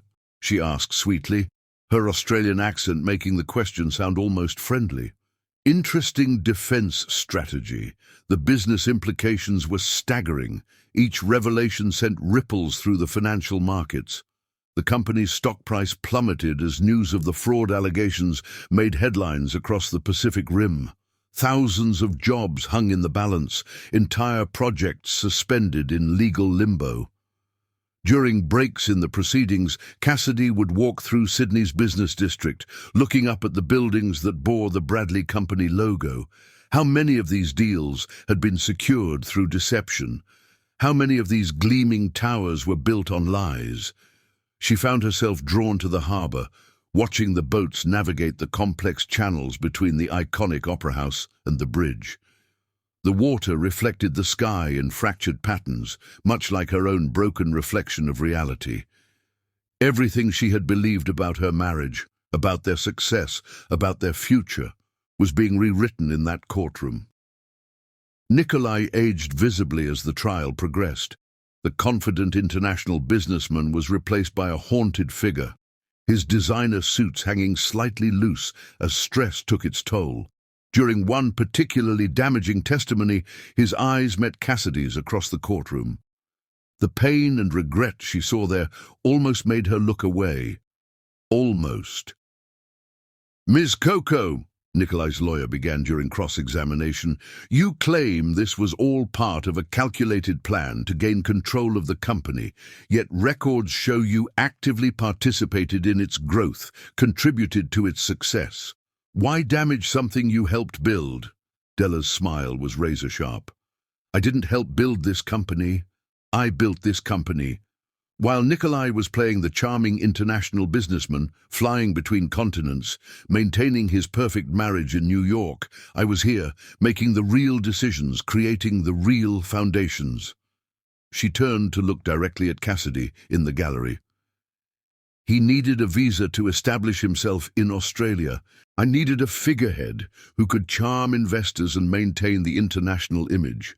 It was a perfect arrangement, until he forgot which wife had the real power." The words hit Cassidy like physical blows. Each revelation added new context to old memories. Those late-night calls that Nikolai had claimed were for urgent business matters. Had he been speaking to Della? The delayed flights, the extended trips, the unexplained absences, how much of their marriage had been real and how much had been carefully orchestrated deception. The prosecution presented emails between Nikolai and Della dating back to the early days of their arrangement. The casual intimacy of their communications, the shared jokes and references, painted a picture of a relationship that went beyond mere business. Cassidy found herself studying Della's expressions in the courtroom, wondering if the other woman had developed real feelings during their years of deception, if that explained the vindictive nature of her attack. The company's success in the Pacific region was built on more than just fraud, Della's lawyer argued. Ms. Coco's business acumen, her understanding of the market, her connections, these were the real foundations of the empire Mr. Bradley claims as his own.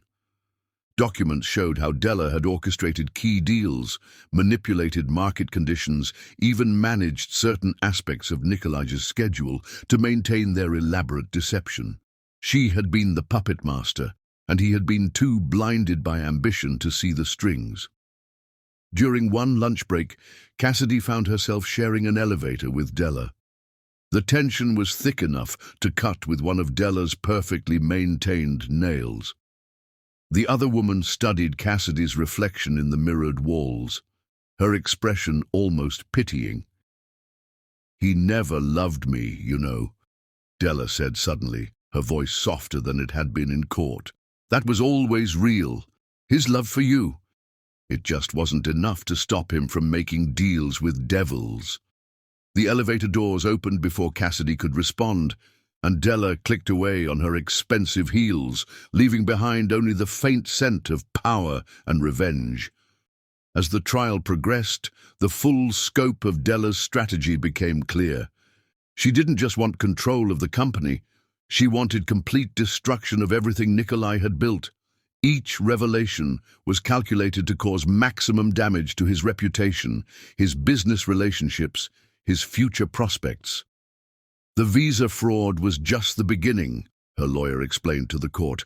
Mr. Bradley engaged in multiple instances of corporate manipulation, tax evasion, and regulatory violations, all documented, all orchestrated with full awareness of their illegality. The evidence was damning. Nikolai had been so focused on building something that couldn't be destroyed by economic troubles that he had made himself vulnerable to destruction from within. His dream of creating an international empire had blinded him to the poison he was inviting into its foundations. Cassidy found herself staying for the entire trial, even though her presence wasn't legally required. Something compelled her to witness this unraveling, to understand the full scope of the deception that had shaped her marriage. Each day brought new revelations, new perspectives on the man she had thought she knew. The media circus outside the courthouse grew daily. Reporters from around the world gathered to document the fall of an international business empire. Headlines screamed about fraud, betrayal, and double lives. Financial analysts debated the implications for global markets. Social commentators dissected the modern tragedy of ambition and deception. Through it all, Della maintained her composure, that slight smile never leaving her lips. She had waited 5 years for this moment, carefully gathering evidence, building her case, waiting for the perfect moment to strike. Her patience had paid off, spectacularly. The final day of the trial dawned clear and bright, Sydney Harbour sparkling like promises in the morning sun. Cassidy chose a seat in the gallery where she could see both Nikolai's face and Della's expression as the verdict was delivered. The judge's words were measured and precise, each one another brick in the wall of consequences that had been building since that first fraudulent marriage certificate was signed. The company would be divided, with Della gaining control of all Pacific operations. Nikolai would face criminal charges for visa fraud. The carefully constructed empire would be dismantled piece by piece. As the verdict was read, Cassidy watched the two people who had shaped her reality for the past 5 years. Della sat straight-backed and triumphant, finally claiming her public victory. Nikolai seemed to shrink in his expensive suit, the weight of his choices visible in every line of his face. Outside the courthouse, reporters clamored for statements. Della emerged first, elegant and composed, delivering sound bites with practiced precision. "Justice has been served," she declared to the cameras. "The truth about the Bradley Empire has finally been revealed." Nikolai slipped out a side entrance, avoiding the media circus. Cassidy caught a glimpse of him being ushered into a waiting car, his shoulders bent as if carrying a physical burden. For a moment she saw again the young man from Washington Square Park, full of dreams and ambition. How had that bright-eyed student become this broken figure? The Sydney sun set on an empire in ruins, casting long shadows across the harbour. In her hotel room, Cassidy packed her bags for the return to New York. The divorce papers waited on her desk back home, but they seemed almost redundant now. Her marriage had ended long before this trial began. She just hadn't known it. As her plane took off the next morning, she looked down at the city that had hosted the final battle of her marriage. Sydney Harbour glittered in the morning light, beautiful and indifferent to the human drama it had witnessed. Somewhere down there, Della Coco was probably already moving into Nikolai's office, claiming her victory, and somewhere Nikolai was facing the ruins of everything he had sacrificed their marriage to build. The battle was over. Della had won her war, claiming not just the company, but the complete destruction of her opponent. Yet as Cassidy looked out at the clouds, she wondered if there were really any winners in this story of ambition, deception, and betrayal. Perhaps they had all lost something irreplaceable in the pursuit of power and success. The only truth that remained clear was that some battles leave no victors, only survivors who must learn to rebuild from the ruins of their former lives. Chapter 9. Rock Bottom. Nikolai stood in his empty penthouse, everything stripped away. The space echoed with absence, Cassidy's personal touches removed, the art pieces seized as assets, the furniture marked for liquidation. Only his reflection remained in the floor-to-ceiling windows, showing a broken man who finally saw the truth. The Sydney court's verdict had been swift and merciless. Della's perfectly orchestrated plan had destroyed not just his business empire, but his reputation, his future prospects, and any chance of salvaging his marriage. The media had been relentless, dissecting every aspect of his double life, turning his fall from grace into international headlines. He walked through the hollow rooms, footsteps echoing against marble floors that had once been covered with expensive rugs. Each empty space held memories that now felt tainted. The dining room where he and Cassidy had celebrated their first major successes. The living room where they had planned their future. The office where he had made the calls that would ultimately destroy everything. His phone buzzed. Another message from his lawyer. The criminal charges for visa fraud were pending. His assets were frozen.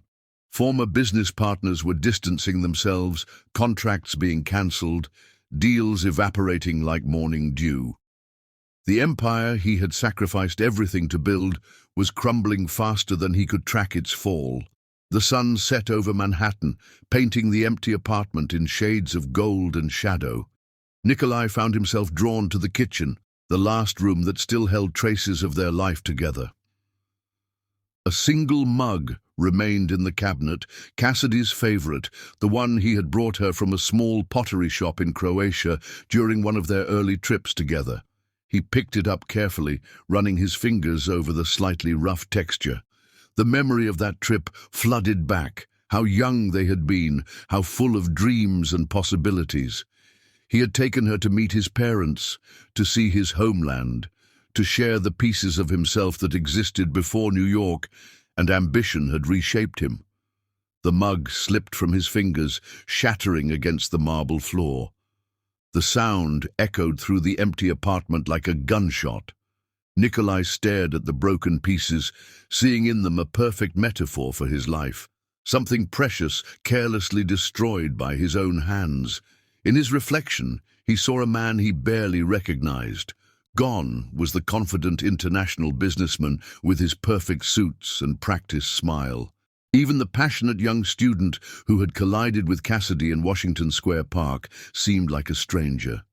Who was he now, stripped of success, of pretense, of everything he had built his identity upon? His father's words came back to him, spoken years ago, when his parents' architecture firm was failing. Success built on lies is like a house built on sand. Eventually, the tide comes in. The tide had indeed come in, washing away everything he had built. Della had been thorough in her destruction, using his own ambition as the weapon to dismantle his dreams.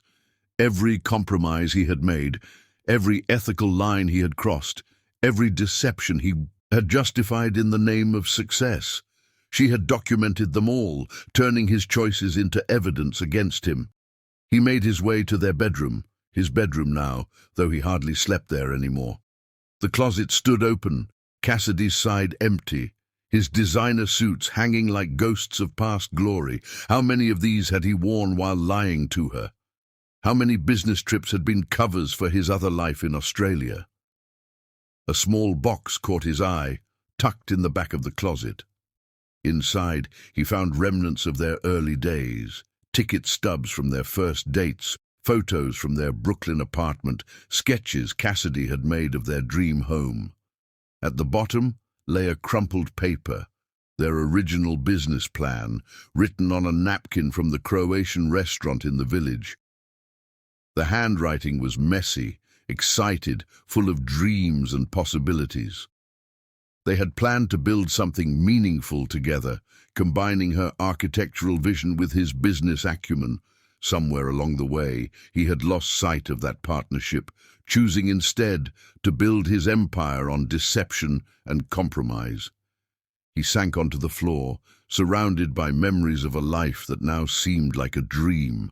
The night stretched out before him, dark and endless.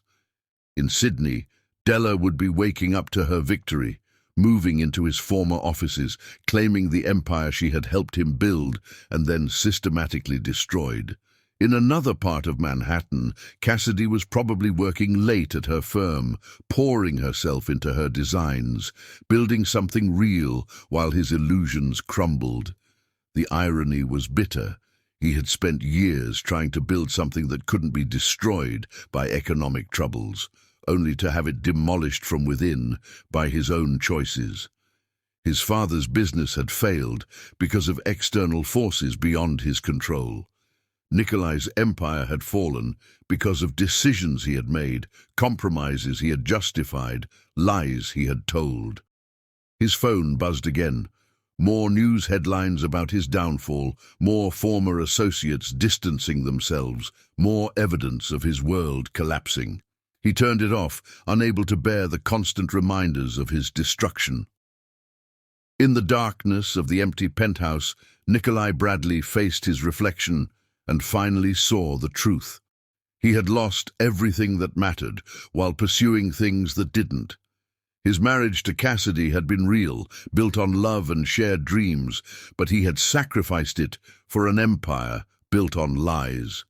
His relationship with Della had been a business arrangement that spiraled into destruction, each compromise taking him further from the man he had wanted to be.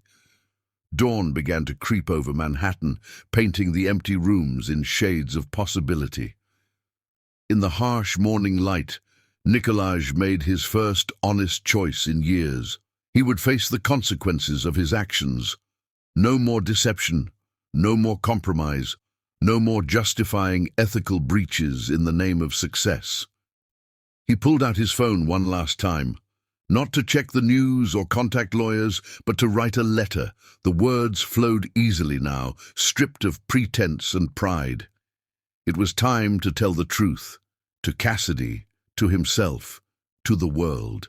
The letter would explain everything, not as justification, but as confession. She deserved to know the whole story, to understand how a young man's ambition had turned him into someone unrecognizable even to himself. The truth wouldn't change the past or fix what he had broken, but it was all he had left to offer. Rock bottom, he realized, was also a foundation. When everything else was stripped away, when all the lies and pretenses crumbled, what remained was the truth. And maybe, just maybe, that was something he could build upon. Not an empire this time, but redemption. The sun rose over Manhattan, indifferent to his epiphany.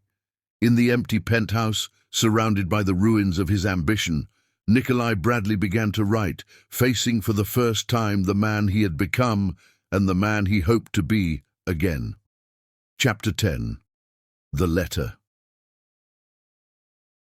My dearest Cassidy, I write this letter from our empty penthouse, watching the same sunrise we used to share.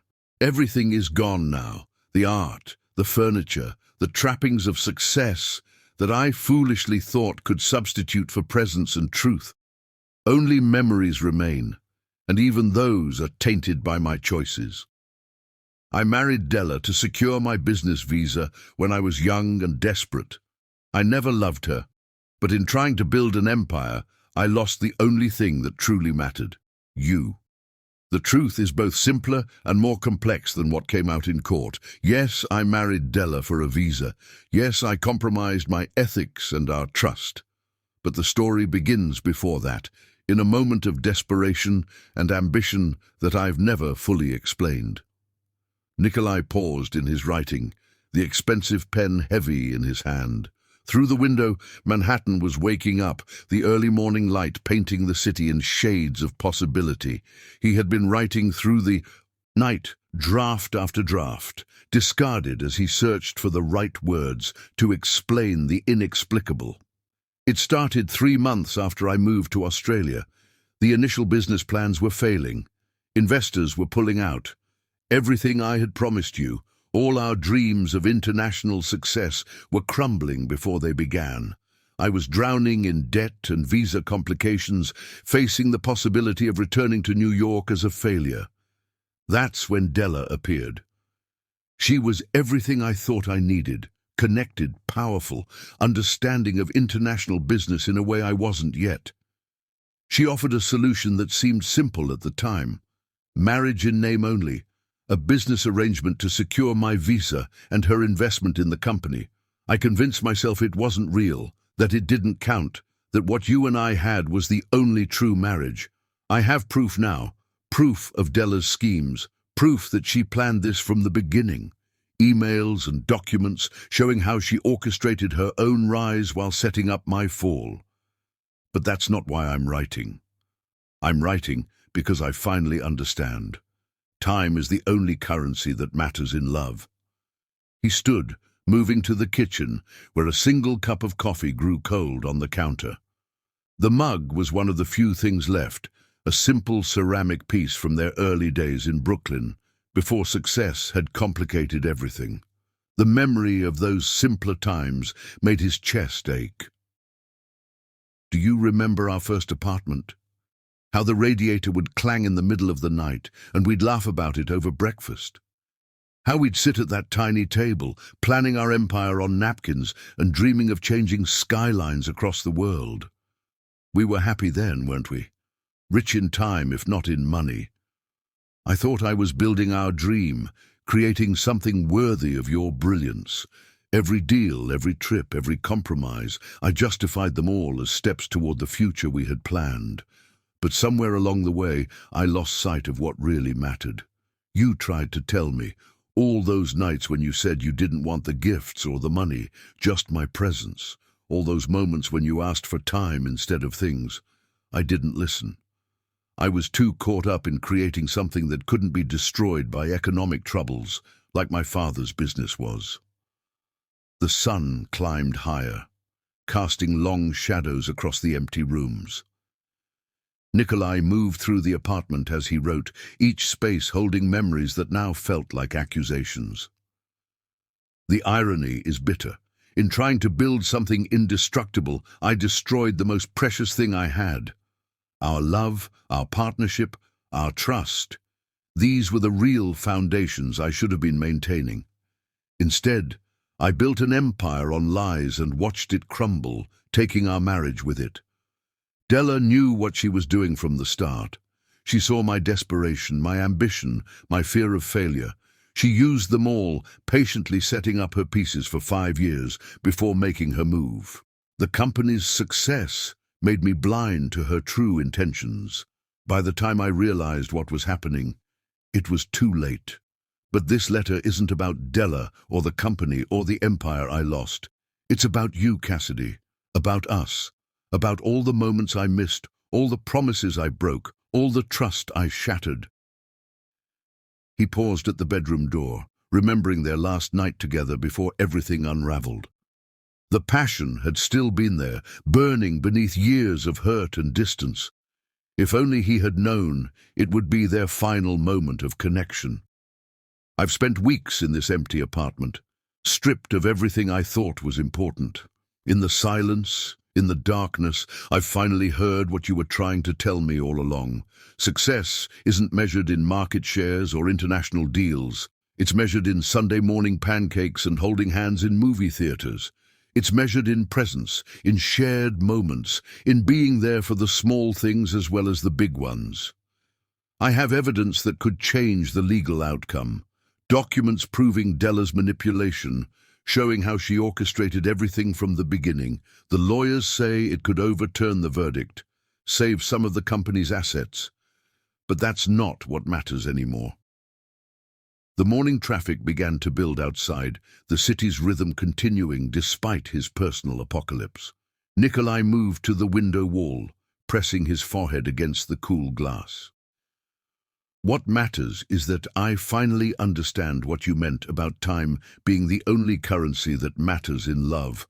All the success, all the deals, all the money in the world can't buy back a single moment I missed with you. Can't erase the hurt I caused or rebuild the trust I broke. If you'll let me, I want to spend every remaining second proving that I've learned this lesson. Not with gifts or grand gestures or business success, but with time, simple, precious, irreplaceable time. He sat at his desk, one of the few pieces of furniture remaining, and began the final paragraphs. The words flowed easier now, stripped of pretense and pride. I don't expect forgiveness. I don't even expect you to finish reading this letter. But you deserve the whole truth, and for the first time in years, I'm ready to give it, not as justification or excuse, but as the first step toward becoming the man I should have been all along. The empire is gone, and with it all the things I thought were important. What remains is the truth I should have seen years ago. That love doesn't need an empire, it just needs time. Time I wasted, time I can never get back, time I would give anything to have again with you. Forever yours, Nikolai. He sealed the letter carefully, his hand steady for the first time in weeks. Outside, Manhattan continued its eternal dance of light and shadow, indifferent to the small acts of truth and redemption playing out in its towers. The letter wouldn't change the past, wouldn't erase his mistakes or heal the wounds he had caused. But it was honest, finally and completely honest. And maybe that was the only foundation strong enough to build upon. Dawn painted the empty penthouse in shades of possibility as Nikolai stood to deliver his confession. In his pocket, the letter weighed like truth, heavy but necessary. In his heart, a different kind of wealth began to grow. Not the empty riches of his lost empire, but the simple abundance of honesty and understanding. The elevator doors closed on his old life as he descended to street level. Above him, the sun crowned Manhattan's towers with light, while below, a new day began, one measured not in dollars or deals, but in moments and truths, and the possibility of redemption. Chapter 11. The Truth Sets Them Free. With evidence in hand, Cassidy helped Nikolai expose Della's long con. The manila envelope sat heavy on her desk at Harrison and Chen, filled with documents that could change everything. Emails dating back 5 years, recording every step of Della's careful manipulation. Bank transfers showing a pattern of calculated financial moves. Meeting minutes revealing how she had orchestrated both Nikolai's rise and his eventual fall. The morning light filtered through the floor-to-ceiling windows of Cassidy's corner office, illuminating the scattered papers before her. Each document told part of a story she wasn't sure she wanted to understand. Yet here she was, reading through evidence that painted a picture of elaborate deception, not just Nikolai's but Della's as well. "Ms. Adams?" Her assistant's voice came through the intercom. "Mr. Bradley is here." Cassidy took a deep breath, straightening the papers on her desk. "Send him in." Nikolai entered, looking different from the polished businessman she had known. His suit was still impeccable, but something had changed in his bearing. The desperate edge of ambition had been replaced by something quieter, more grounded. "Thank you for seeing me," he said, remaining standing until she gestured to a chair. "And thank you for helping with this." Cassidy studied him for a moment before speaking. "I'm not doing this for you. Those documents you sent, they show more than just Della's manipulation. They show a systematic attack on a company that employs thousands of people. If it was just about you, about us." She shook her head. "But it's bigger than that now." The evidence was damning. Della hadn't just orchestrated a marriage of convenience, she had planned every step of Nikolai's rise and fall. The visa fraud had been just the beginning, a foundation of vulnerability she could exploit when the time was right. "Look at this." Cassidy spread out a series of emails on her desk. She was manipulating market conditions, creating artificial pressures that would force you into specific decisions. Every time you thought you were making a choice, you were actually following her carefully laid path. Nikolai leaned forward, reading the correspondence with growing horror. The Singapore merger, the Hong Kong expansion, even the timing of my trips back to New York. She orchestrated all of it. "She played a long game," Cassidy confirmed, her architect's mind appreciating the structural elegance of the plan, even as her heart recoiled from its cruelty. Each business decision was like a domino, set up years in advance. When she finally made her move in court, everything fell exactly as she had planned. The Sydney court had to reconvene to hear the new evidence. This time, Cassidy sat beside Nikolai rather than in the gallery. Not as his wife, but as someone who understood the importance of truth, of foundations, of building things that could stand the test of time. Della's composure finally cracked when the emails were presented. Her perfect mask slipped, revealing the calculation beneath. The judge leaned forward, reading through documents that showed years of manipulation, of careful planning, of a revenge served so cold it had taken 5 years to plate. Ms. Coco, the judge's voice cut through the courtroom, these emails suggest that you deliberately orchestrated situations to compromise Mr. Bradley's business decisions. Is this correct? Della's laugh was sharp and bitter. Orchestrated? I created him. Every success, every achievement, it was all built according to my design. He was nothing but an ambitious immigrant with a dream too big for his experience. I gave him the connections, the opportunities, the path to success. And then you destroyed it all, Cassidy spoke up, her voice carrying in the hushed courtroom. Why? If you were the power behind the throne all along, why tear it down? Della turned to face her, really looking at Cassidy for the first time. Because he forgot his place. All those trips to New York, playing the devoted husband with you, while I was in Melbourne doing the real work. He started believing his own press, thinking he was really the brilliant businessman everyone thought he was. The truth spilled out, each revelation more damaging than the last. Della had been the architect of a different kind of design, not buildings like Cassidy, but a careful construction of power and revenge. The marriage had been her insurance policy, the visa fraud her guarantee that Nikolai would always be vulnerable to her control. The courts reversed their decision. The company assets were unfrozen. The criminal charges against Nikolai dropped. But the victory felt hollow, tainted by the knowledge of how many lives had been affected by this elaborate game of ambition and revenge. In the aftermath, Nikolai made another decision that surprised everyone. He chose to sell his Australian holdings. The empire he had sacrificed so much to build would be dismantled, but this time on his terms. Some prices are too high to pay, he explained to the board of directors. Success built on deception isn't success at all.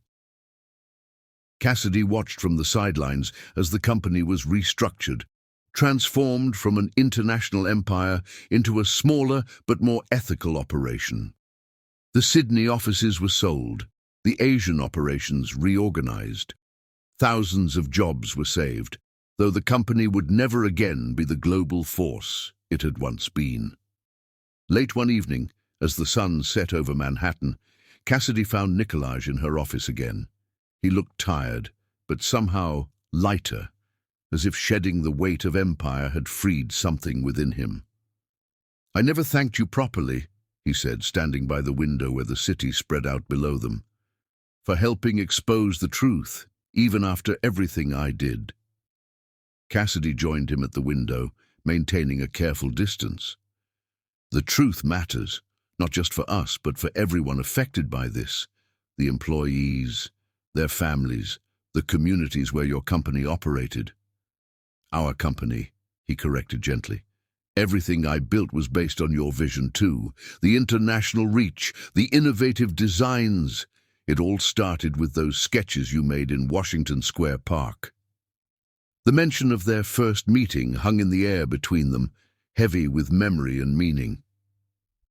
Cassidy turned to study his profile, seeing traces of the young student who had once knocked her over, scattering her dreams across the park pathway. What will you do now? She asked. Start over.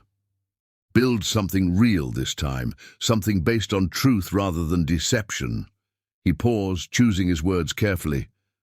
I'm keeping the New York office only. No more international empire, no more chasing success across oceans, just honest work in the city where my heart always remained. The implications of his decision weren't lost on Cassidy. By choosing New York, he was choosing to remain in her orbit, though he made no demands, no assumptions about what that might mean for their future.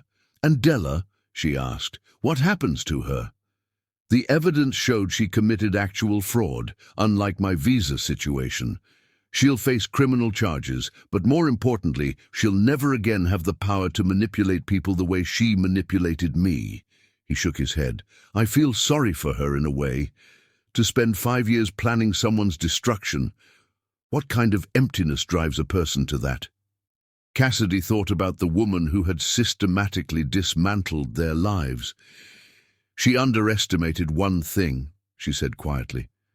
"The power of truth. All her careful plans, all her manipulation. In the end, the truth was stronger." They stood in silence, watching the city lights come alive as darkness fell.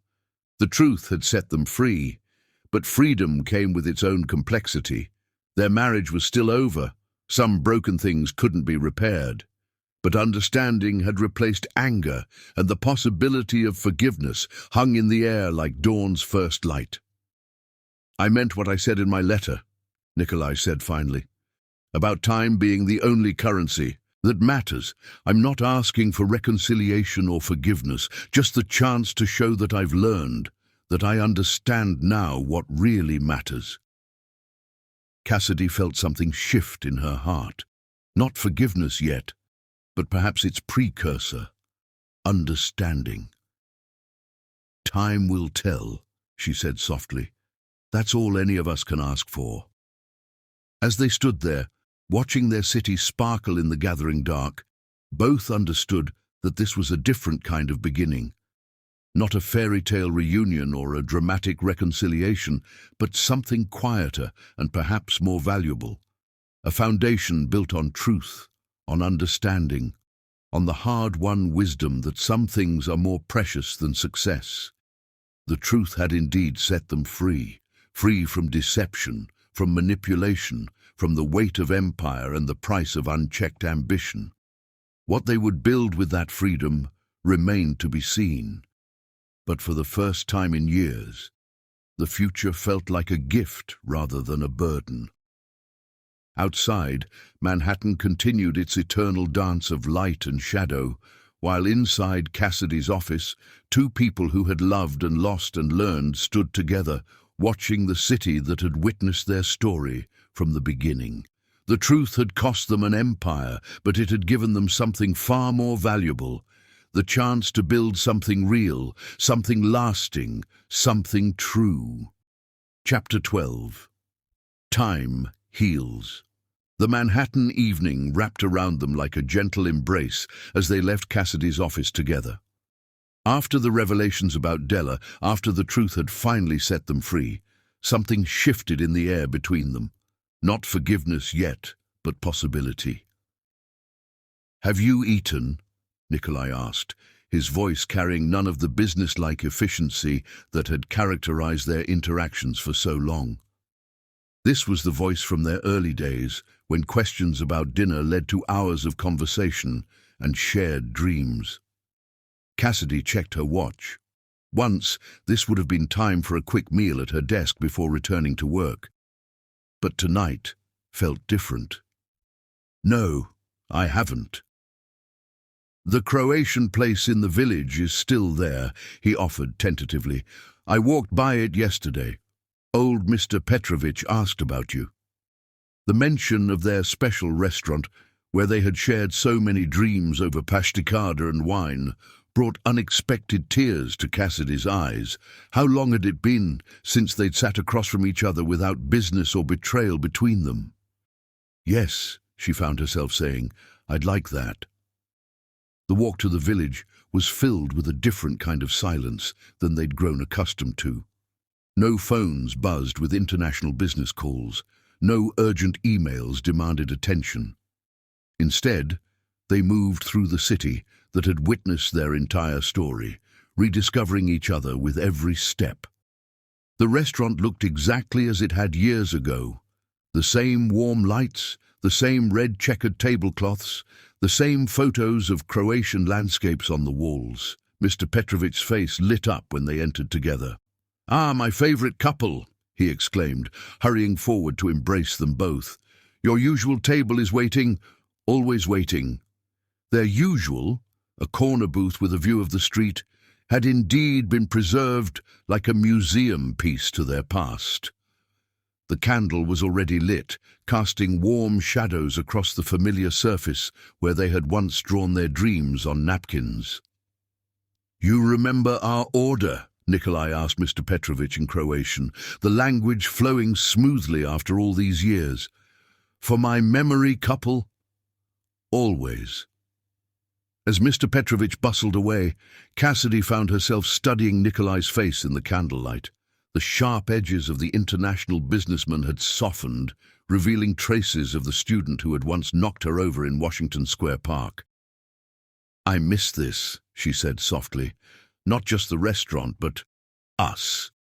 The way we were before success became more important than presence." Nikolai reached across the table, his fingers stopping just short of hers.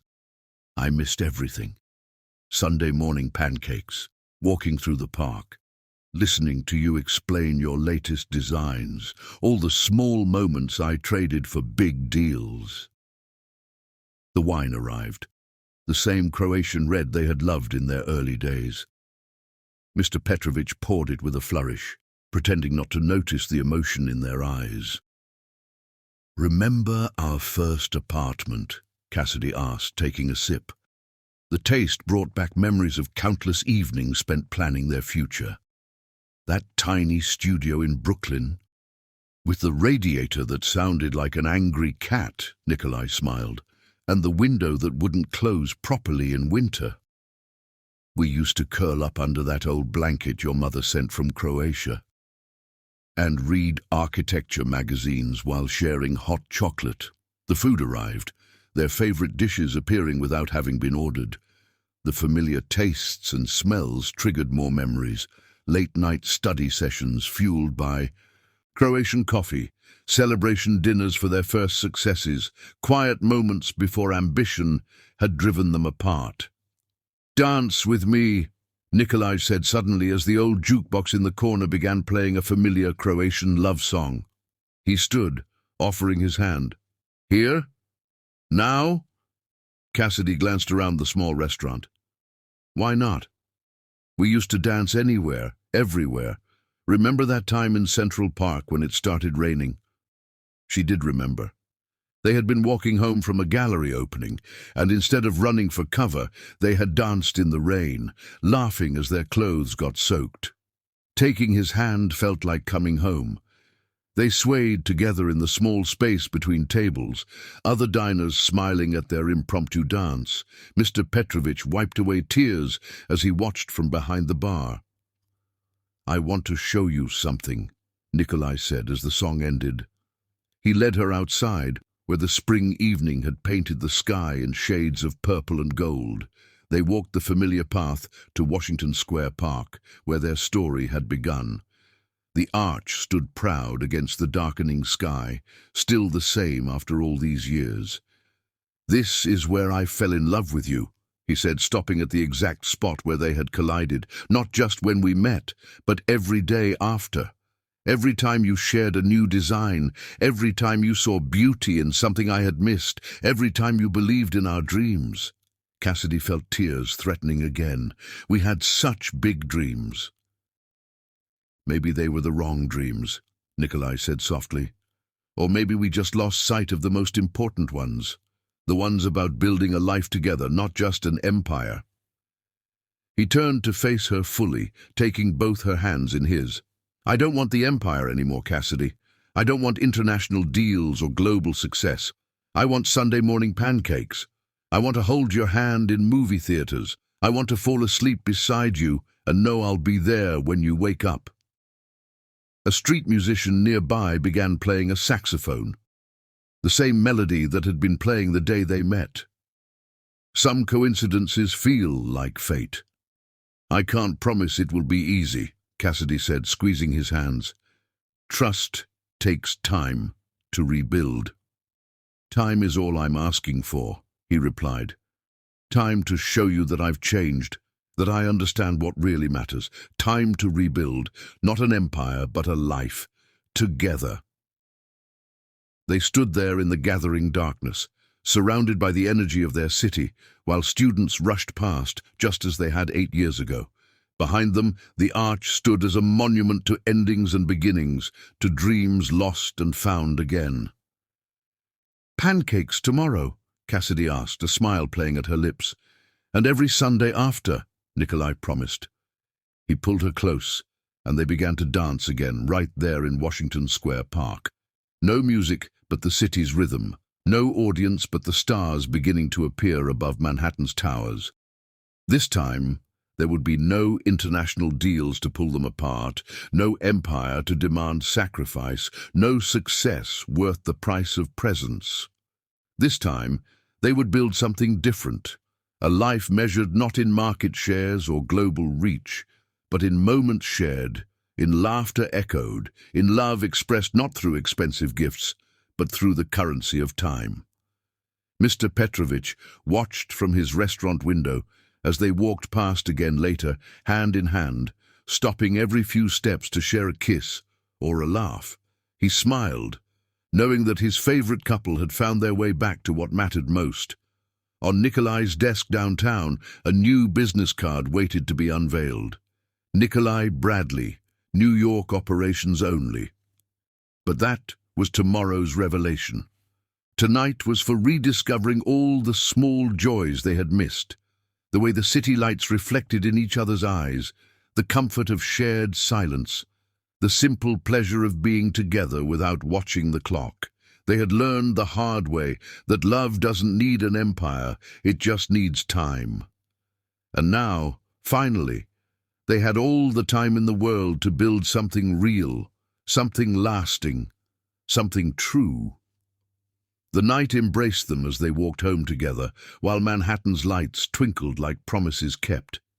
They had lost their empire, but found their way back to what mattered most, each other, and all the precious moments they had almost forgotten how to share.